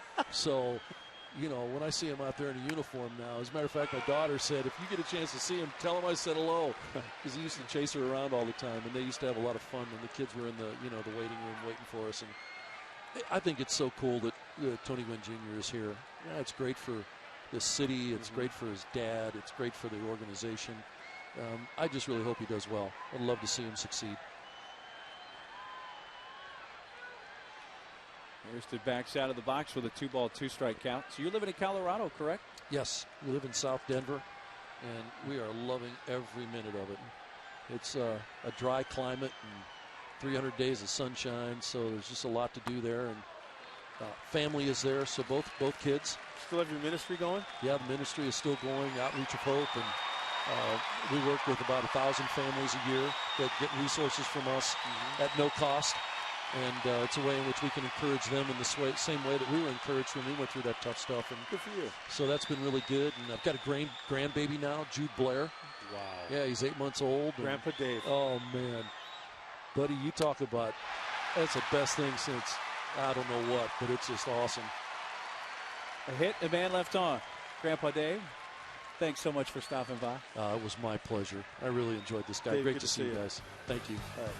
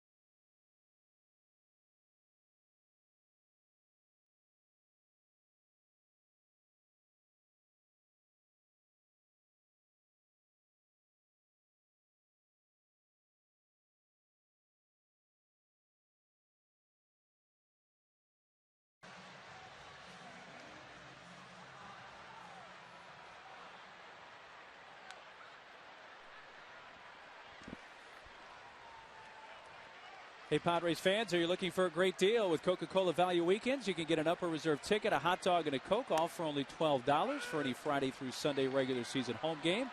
And get your tickets early and save. Go online to Padres.com. 5, 6, and 7 part of the order for the Cubs in the 7th. 2-1 San Diego, and Micah Hoffpauir, the left fielder, leading off. Our final guest of the night, Terry Kennedy. There you are, big boy. What's Great up? to see you. How you doing, Terry? It's awesome. It's awesome. They gave me a day off so I could come over here, and I got to go back for a 2 o'clock game tomorrow in Frisco. Yeah, the manager of the San Antonio Ball Club here, the San Antonio Missions. So who's managing the team? Is it Orv? Orv's managing the team, and Gary Jones is in there anyway, helping out with the infield, and so he'll be helping him for a couple days while we're there helping our guys. Well, before we talk about 84, since we're talking about the Missions, I guess Will Inman's already got promoted, right? But he was looking pretty sharp down in AA, huh? Yes, he was. He made some, he didn't have a very good spring, and he admitted it. And he made some changes that he had to make, and just totally on his shoulders, and he did what he had to do. He only walked 8 guys, and control has always been his problem, but he took care of that. And you got Matt Latos there now? He's pitching tonight. It's probably over. I want to know what happened. I don't know what happened yet. So we had won 5 in a row, so Orv better not screw it up. So you had a little streak going yourself. We finally got over 500, and it's great. They're playing good. Are you guys finally flying in the Texas League, or you're still taking the buses? No. I Googled our schedule. It's 9,817 miles, and that's without the 3 flights we take. So it's a tough league. Yeah, it is. Well, let's talk about 84 a little bit. The one thing that I always think about when I think of Terry Kennedy and that series with the Cubs, rumor has it that you were in the tunnel at Jack Murphy Stadium then. I know what you're going to say. You were hyperventilating into a bag before you went out to catch that last inning. Now, listen, we got to build up to the whole thing, though. I mean, they beat us 13-0. They beat us 4-2, and we're making plans for a vacation on the plane back because we didn't think we had a shot. Then we win the third game, figure, okay, we're expected to do that. Then that big fourth win with Garv had to make a great day. And now the excitement's starting to build up, and we're down 3-0 on Sunday, and we come back. And now I'm thinking, we're going to go to the series. I get to finally achieve my childhood dream, and I got a little excited. Yeah, I lost a little oxygen. That's outside the Fontenot. By the way, we just got a score update. Bottom of the sixth, San Antonio's leading 6-1. No kidding. That's what we just heard. Way to go, Orv. Not over yet. Bottom of the sixth. They got a 5-run lead. Well, Latos must be throwing good. He's got enough stuff. You got any boppers on your San Antonio team? We have a lot of good hitters. Do we have raw power? No, but Mike Baxter and Craig Cooper are holding the team up. The young guys who didn't have any spring trainings because they're injured. Kellen Kulbaki, Brian Joint. They're just starting to get into the groove now. And Eric Sogard, our second baseman, got hurt, and his timing's off now. But Mitch Canham's doing well. He's improving behind the plate, and he is, he's holding his own with the bat. I think that'll improve because we put so much on him as a catcher that he's not thinking about his hitting, and so he'll be all right. Everybody's contributing, and that's throughout the whole lineup. Even the bench is doing good. Kind of reminds you of 1984. Exactly. If you look at our numbers, not knowing what we did, and the win, we only had one guy win 15, one guy won 14, a couple 12s, and 11. Nobody was, a superstar. Nobody was fantastic, but everybody did their thing. By the way, Matt Latos tonight, 4 innings, 1 hit, 1 run, 3 walks, 4 strikeouts. Nice. All right. Isn't it amazing nowadays we can get that information? Back in the day, it was like carrier pigeon. I thought you guys used to do the read the tape and make a noise of the contact. Pitching change here, gear finished. This pitching change brought to you by San Diego Harley-Davidson, where we are always country first. Nice job by Gear.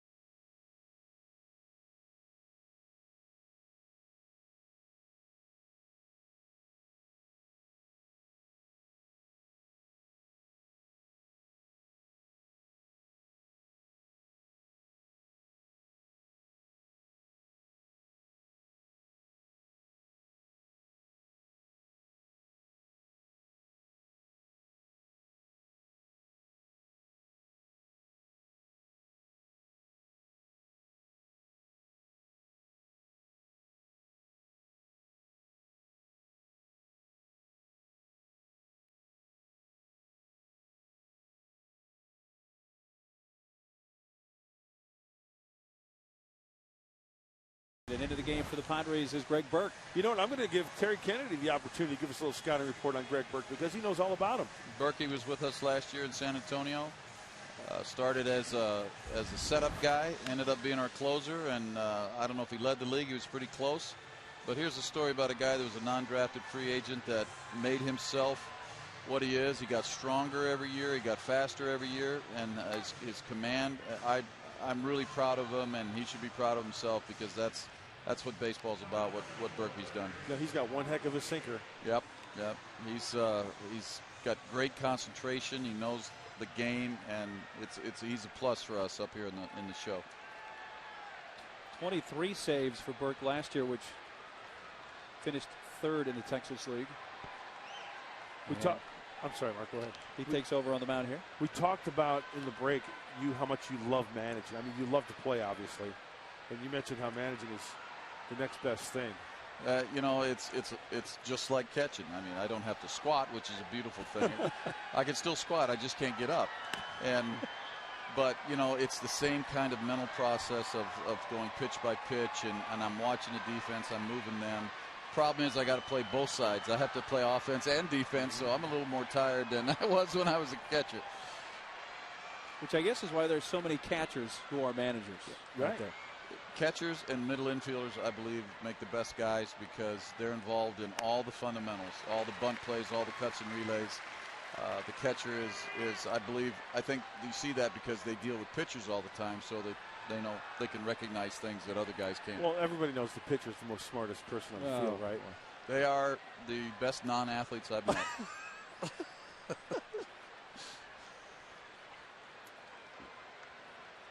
The 1-1 to Scales instead of check on the base runner at first. Speaking of managing, you managed in San Diego with the Surf Dogs. The Surf Dogs. And what was it like managing Ricky? You know, Ricky, I was expecting. I don't know what I was expecting, but you know what? The guy was a real professional. Yeah, he had still an unbelievable body, and he did his work. And you know, the young guys that hadn't been exposed to affiliated ball, were really impressed with his dedication, even in that league. And I said, "See, that's what it is. You know, the only thing is he didn't run any balls out to first." I said, "Well, when you get 3,000 hits and all that, you can do that too." Well, you made it to the World Series. What's your favorite memory of the World Series, even though there was only one victory in that World Series? We were talking about it. You know, it's when Tony hit that ball in Game 5 in the playoffs that went by Sandberg and scored the 2 runs, and everybody ran out on from the dugout. The funniest thing, and I got this picture at home, was Dick Williams fell down. Yeah, he was laying on the ground. And Bobby Brown is pointing at him. He's pointing at him, look at you now. But Dick was laughing too. But yes, we got beat. We got pasted, but they were a better club. I mean, this is a club that started 35-5. Mm-hmm. Who does that? I mean, I don't know if that's ever been done in history. And they played very well, and we really didn't match up with them. But it was so close. It was so close in that first game. We were winning 2-1 in the 7th, and Herndon hit the 2-run homer. We lose 3-2. We win the second game. What if we'd have gone there 2-0? Yep. You never know. I don't lose any sleep over it, but once in a while I think about it. We're trying to get Scales here with the tying run. Fontenot at first. 2-1 Padres in the top of the 7th. Lined foul.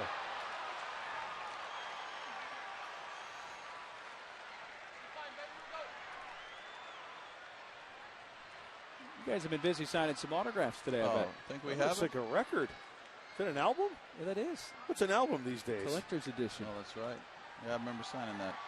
Sounds success. Music of a winning season. Look. There you are. There's your John Hancock. That's awesome. I was amazed at how lean we were then. 1-2 to Scales. Instead, Scales' request and is granted time.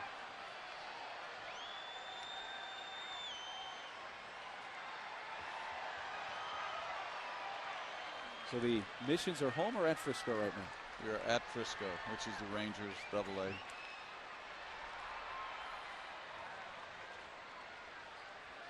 There's that 1-2 from Burke. And he just gets a piece of it. We were outside getting into the limos, and we had our jerseys on, and this Cub fan was yelling at Garvey. He says, "Garvey, you stink." Of course, it was more colorful than that. He goes, "I've been waiting 25 years for that." And I yelled back at him. I said, "Hey, thanks for 84 and 89 in my new kitchen." Way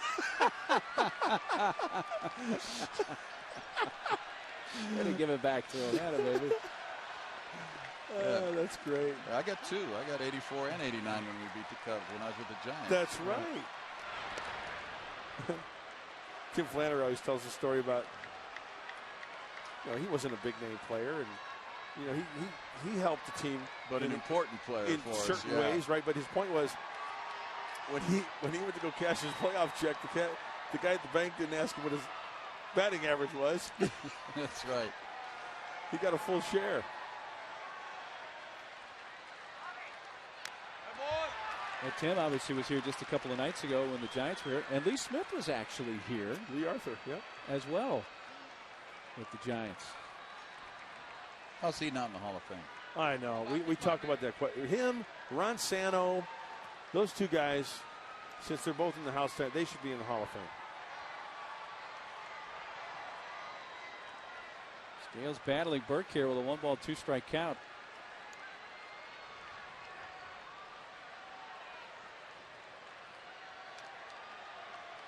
When did Burke get that closer's role last year? How deep into the season? Beginning of June. He ran off, I want to say 16, 17 in a row. Took to that role, it seemed like then. He was nails for us. I mean, it was a turning point for the club.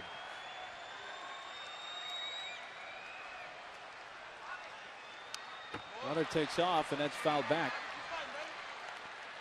Fondo moving on the 1-2 pitch.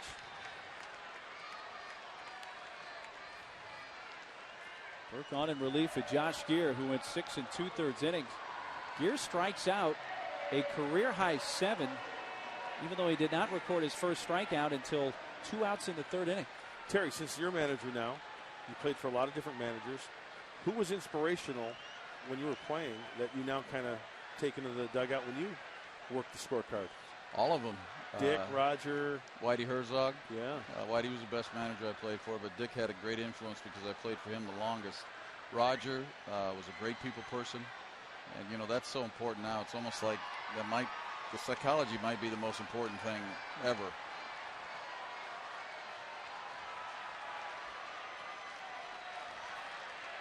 Another 1-2 to Scales. Buried that one and scooped up by Hundley.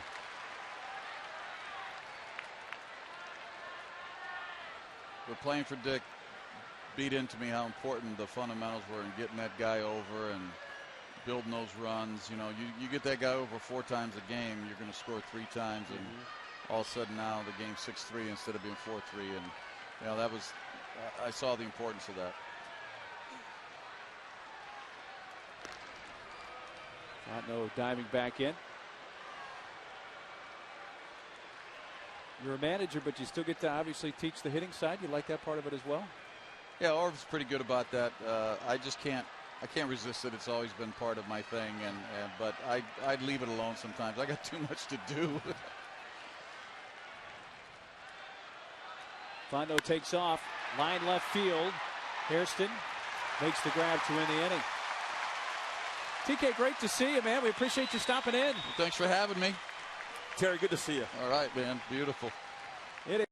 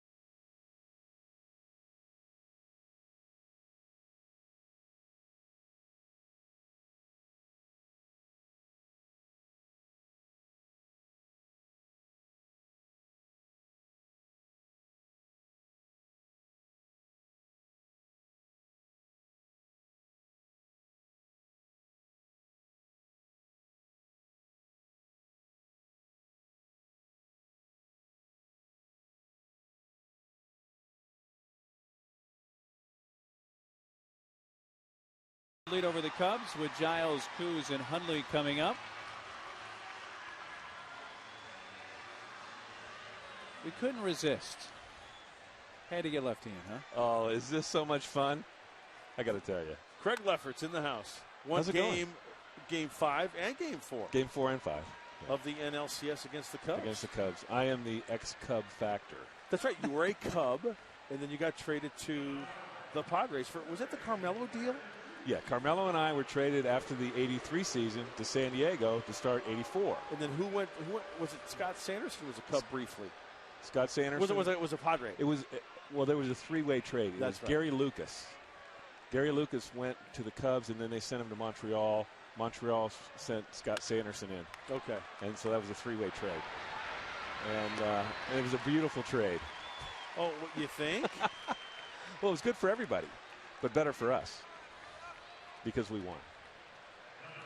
So. And you're now in baseball still. You're coaching. I am coaching. I've been coaching for 11 years.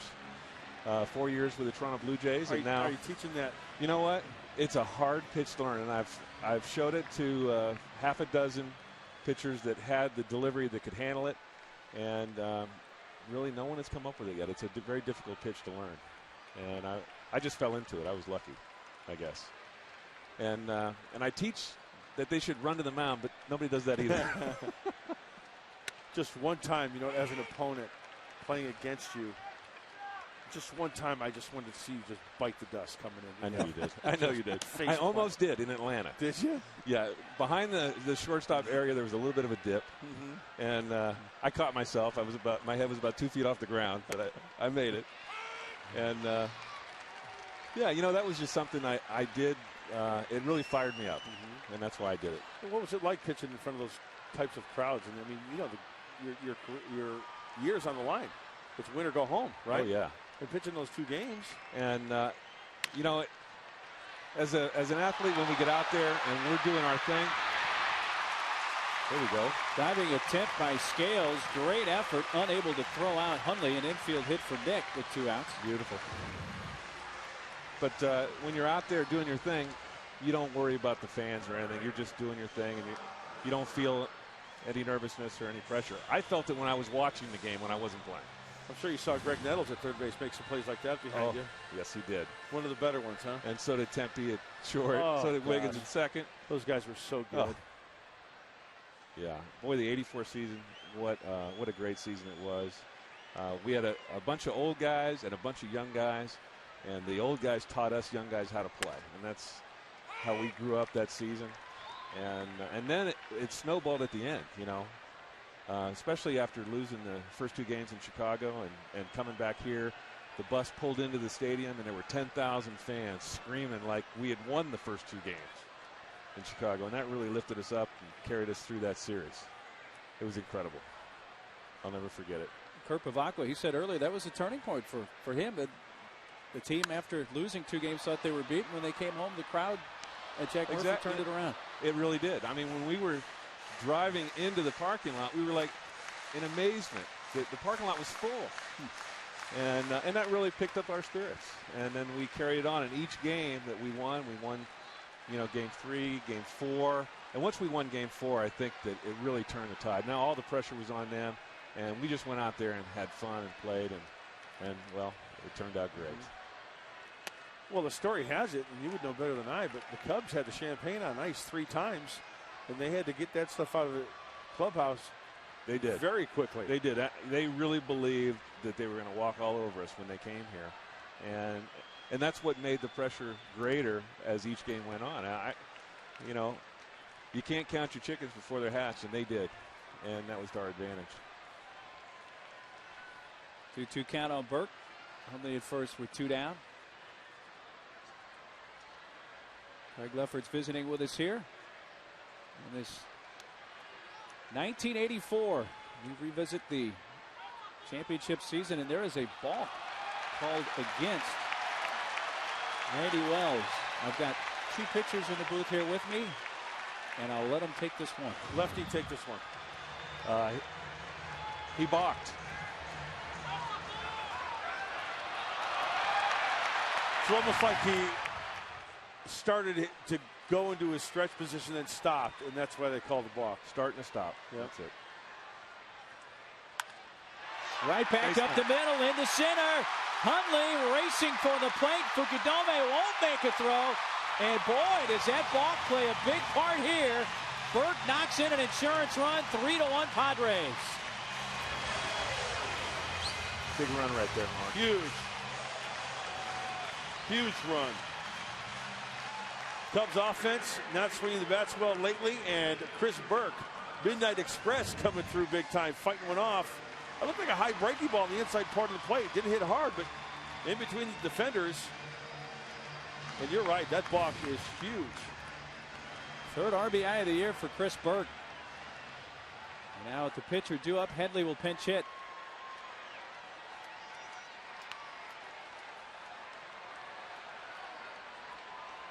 Chase bats for Burke. He goes a third of an inning with zeros across.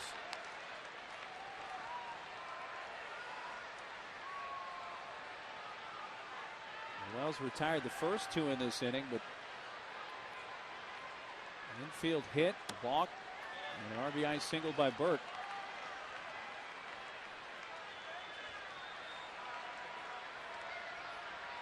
And Headley batting for the pitcher. 1-1 from Randy Wells. There goes the runner. Fouled away left side. Craig, have you had many opportunities to catch games here at Petco? This is my first time in the stadium, and what a beautiful stadium it is. Yeah, they did a nice job. And it's the biggest stadium I've ever seen. It's over 400 to both caps. Holy cow. I want to pitch again. Exactly. I do. I know. Can I come back? Is it too late? I think it's too late. But, yeah, what a beautiful, beautiful park. And built right here downtown with the gas lamp. Yep. They could have done a finer job. I want to move back. I'm living in Arizona right now, and I'm loving Arizona. That's not bad. Now, that's my roots are from Arizona. Yeah, you went to U of A. Went to U of A. And now I'm coaching with Oakland and living at home while I coach the extended spring training program. It's nice. Can I tell a quick Craig Leffert story? You get traded back to the Padres. You and I are teammates. Remember, yes. Bruce Hurst was our teammate. Yes. We're pitching at You're pitching at Candlestick. You strike out Will Clark. It's late in the game. You start walking towards the Giants dugout. Remember? You're a Padre. But then all of a sudden you catch yourself like by the first base line. Then you make your way back to the Padres dugout. Remember what Bruce Hurst did to your locker after the game? They taped up my locker. They put signs with arrows and a map. Lefty, this is where you're supposed to go. That was my most embarrassing. Well, it was my second most embarrassing moment. I'm in the bullpen at Candlestick, and Lefty strikes out Will Clark. You know, it's like in the eighth. Huge. It was a huge at bat. He's walking towards the Giants. I'm going, where's he going? You know what I did? All of a sudden it clicked, and he goes the other way. Oh, it was terrible. It was awesome. Yeah, it was awesome. Stories like that. It was terrible for me and awesome for everybody else that had a good laugh. But, yeah, you know, you have habits. And I spent 3 years at Candlestick, and I was doing a Sparky Lyle move. That's right. Old habits die hard. Strikeout ends the inning. Lefty, pleasure. Great to see you. Great to see you. Lefty, good seeing you. Great to see you. Thanks for having me. You're welcome.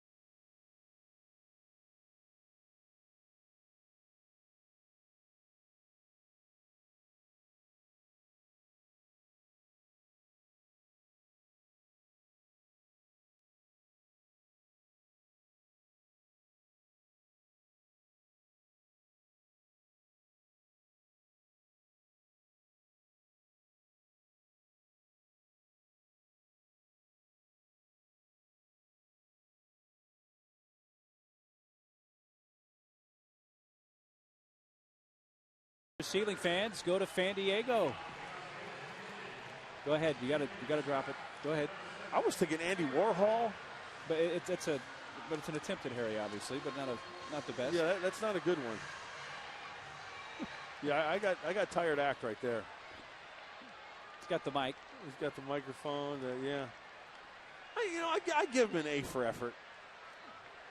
That's either, that could be like an old Jay Leno, too, with glasses. He's got the chin for it. Yeah. Aaron Miles, pinch hitting here. Fouls it off his leg, strike one. And Luke Gregerson takes over on the hill.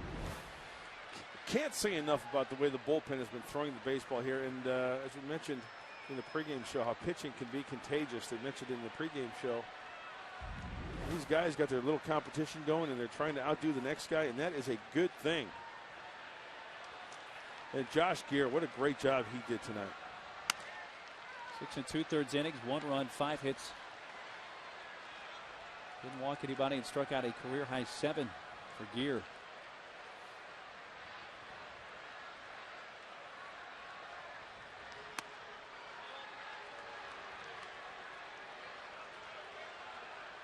Miles pinch hitting. Gregerson threw an inning in 2/3 last night. And took a hot shot off his shin. Off his right shin. Yeah, that was a pretty good shin burger right there. The first batter he faced last night.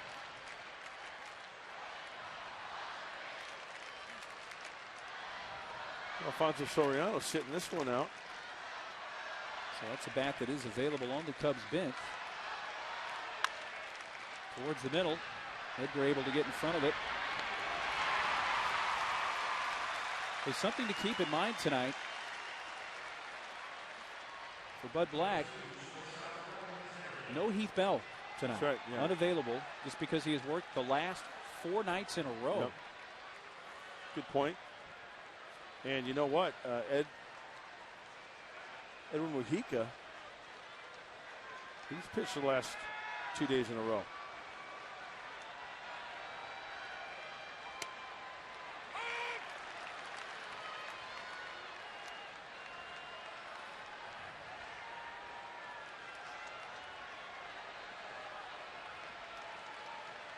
Top of the order, Ryan Theriot. Nothing at 2.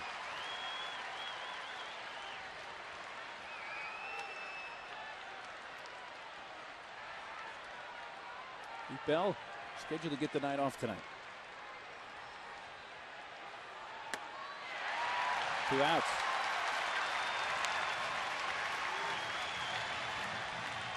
Our Cabot Woodstein legendary performance on this date in 1984. Royals lefty Bud Black tosses a complete game shutout, whiffs 9, doesn't walk anybody, and beats the Pale Hose 1-0. How about that left-hander? How about that? It's a great stat. It's a great nugget. But you know what? Not going to the closer. And I love that. Let the left-hander finish it out. On this date, May 23rd of 84.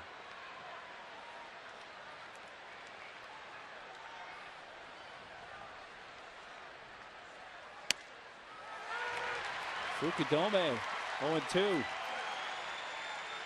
That's a good pitch. Fukudome wearing the collar tonight, 0 for 3. He gone. Make it 0 for 4. Gregerson, a dominating 3 up, 3 down. Fanning 2. Top of the order will come up for the Friars. Hold on.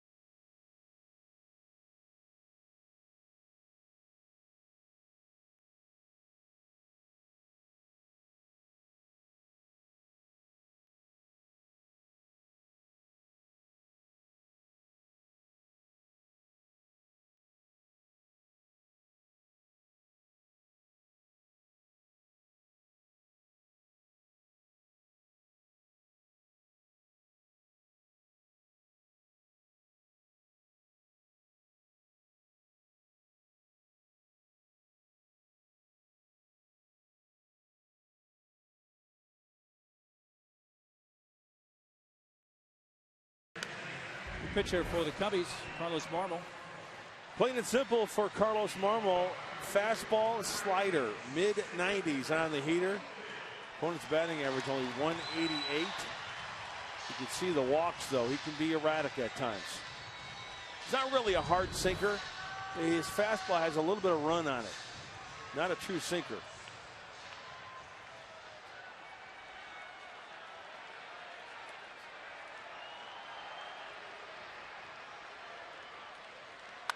Gwynn swinging at the first pitch. A fly ball short right center field, and Milton Bradley cruises in.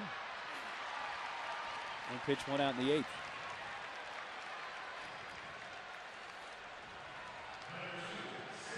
Avalanche MLB leaderboard. Going back to the '84 season. That's our theme tonight. Tony Gwynn Sr. at 213. Don Mattingly. How about those 5 guys right there, man? 4 out of 5 in the Hall of Fame. Avalanche Heating and Cooling. Your comfort is our priority. Huh.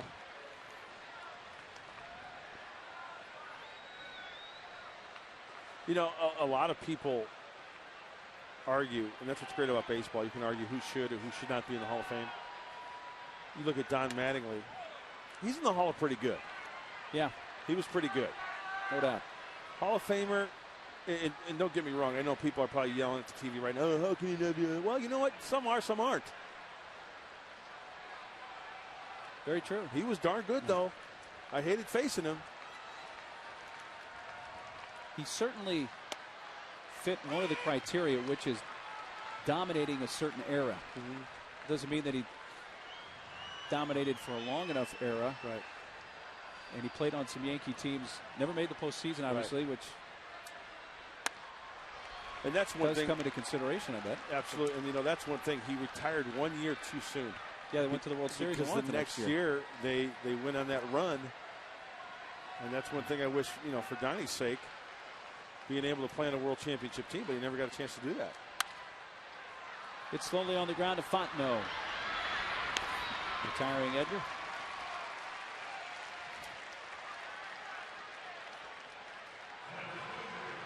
Even without a World Championship, though, still one of the most popular guys in Yankee history, Don Mattingly. Hey, I know that it's Memorial Day weekend, today being Saturday, tomorrow Sunday, and, of course, Monday being Memorial Day. And I just wanted to maybe put a thought into people's heads, the real true meaning of what Memorial Day is all about.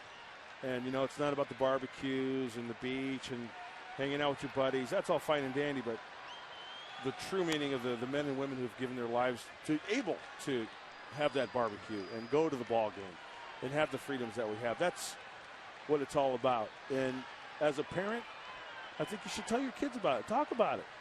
The true meaning of Memorial Day. So thank you to all the men and women out there who are serving, and, of course, the people who gave their lives for our freedom. Now, Jerry Coleman says the heroes are the ones who didn't come back. Right. But I still consider the Colonel a hero. No question about it. Yeah, I do too.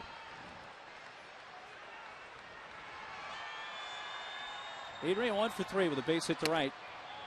His last time up.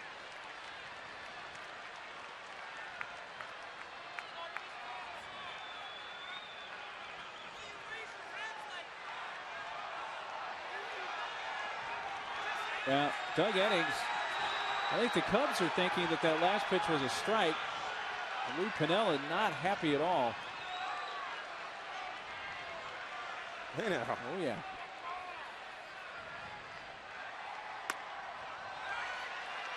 Well, here's the pitch prior to that on the inside part. That's a ball. It's definitely inside. But, you know, from that vantage point, it looks like, you know, it's at the knees or, you know, thigh high, right? 3-2. That's a nasty pitch there. This one definitely catches the plate on the inside part of the plate. Well, that's got some downward Yeah, bite it to it. does.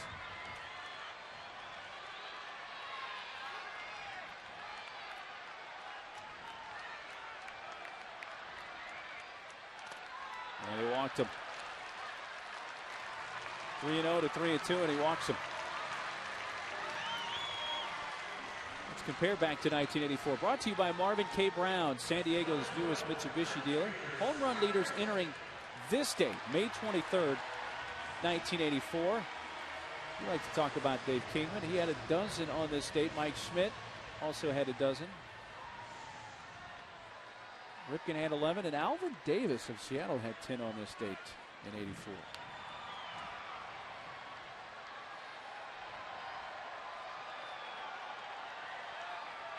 Houston takes inside. It's been fun going back 25 years tonight. It has. I love to go back and see all the great names.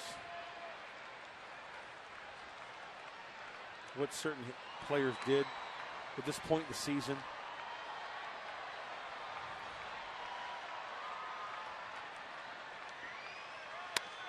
Whip and a miss.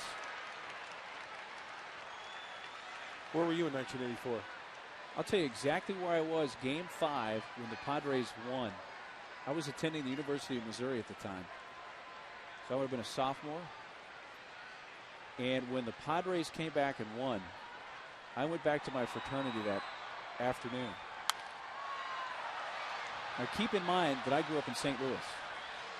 So those of us from St. Louis who were all Cardinal fans, right, not Cub fans, when I walked in that day, we all celebrated. It was like Will Ferrell. Yeah. In old school. We were all like, yeah. Once it touches your lips, oh. Oh, so good. We were all very happy that the Cubs did not make it. Now that I've gotten older, I just don't have that kind of vindictiveness in me anymore. But at that time, I was really, really happy. Mujica's going to try to close it out and get his first major league save.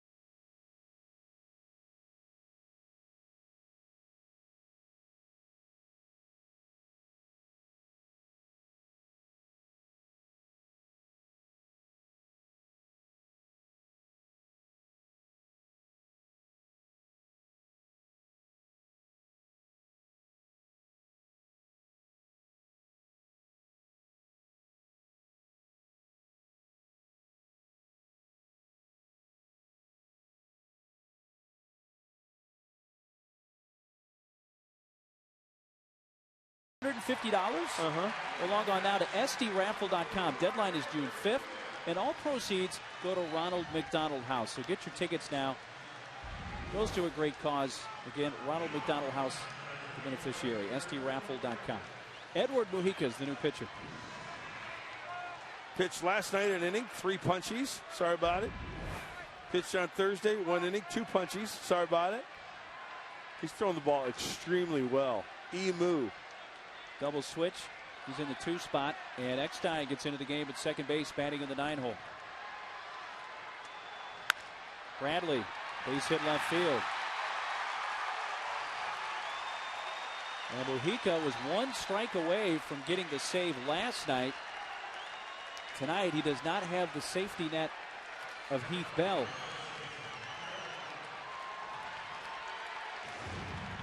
Swinging early at the fastball. And you know what? When you see a guy like Mujica the last 2 nights, Milton Bradley knows what he's got. He's got that good fastball. He's got that good breaking ball. If you get that number 1 out and over the plate, well, jump all over it is the claw. Clay Meredith heats up. Tying run at the plate. Derek Lee homered in the second. He takes high, ball one.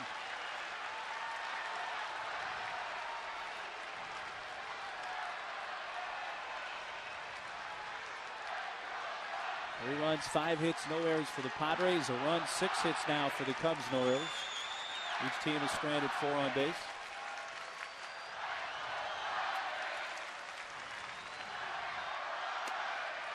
A low strike. Lee homered in the second to give the Cubs the lead. Padres scored 2 in the 4th on a 2-out double from Giles. And Burke's 2-out single in the 7th. He made it 3-1. At the tying run at the plate for the Cubs here with nobody out in the 9th. The 1-1 to Lee. Up high, 2 balls and a strike.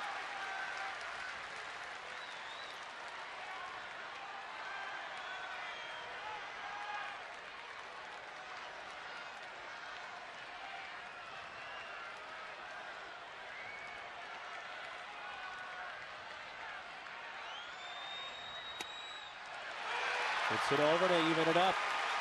94 miles per hour.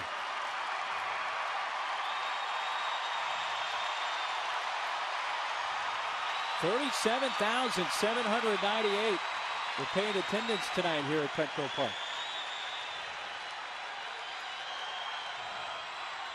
The 2-2. A little off the outside corner and a full count. This ball's off the plate just a little bit, and you know with 2 strikes, it's tough to lay off. But Derek Lee's got a good command of the strike zone. Full count. The left-handed batter on deck, Hoffpower. Looped out into left center.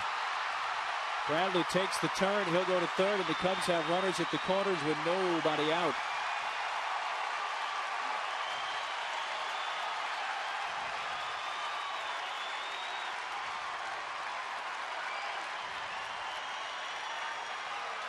Okay, well, we talked about Heath Bell being on the shelf tonight. Now it's time to get nasty and try to work on some quality pitches, keeping the ball down. Hey, the Padres right here will gladly get a ground ball, turn 2, and give up that run to make it 3-2. So how about a grounder here? Double them up, take it from there.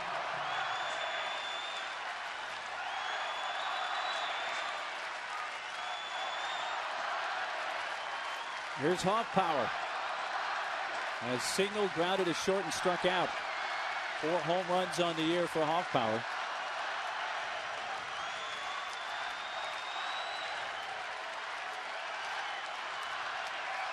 Padres winners of 7 in a row. Cubs looking to snap a 5-game losing skid. Tying runs on here in the 9th. Grounded to first. Adrian steps on out. Nice. Look to third. The tag. Double play in the runner. Bradley remains at third. There's that double play we're looking at. Huge double play. 2 down.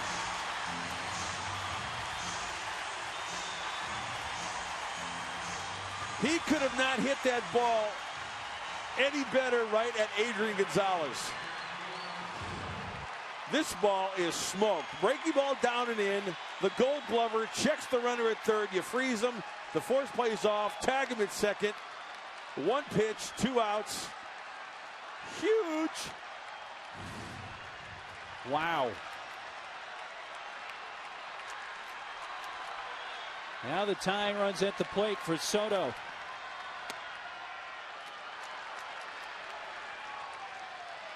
You said it though, Hoffpower hit that ball pretty well, but right to Adrian.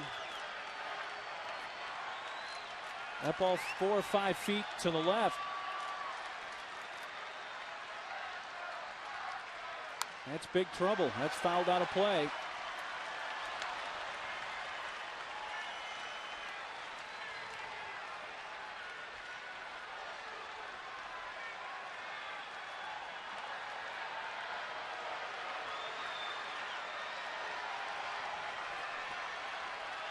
Weak is 1-1 to Soto.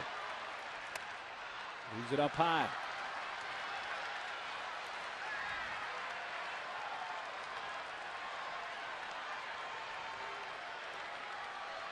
Soto singled in the second. 1 for 3. 1 homer on the year. It's against the Padres. 3 balls and a strike.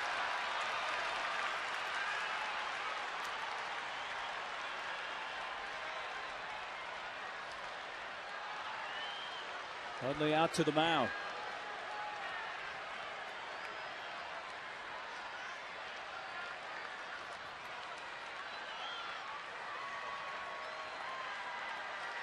Left-handed hitting Fontenot waiting on deck.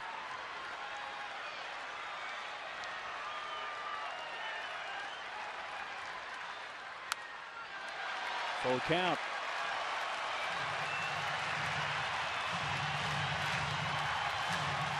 Mujica takes a little stroll. And the frustration mounts in that Cub dugout. I mean, still 1 strike away, which is a huge strike to seal up this ball game. Fans on their feet. Mujica's 3-2 to Soto. Yeah! Got him! Get Soto looking. Padres win it 3-1 and have won 8 in a row.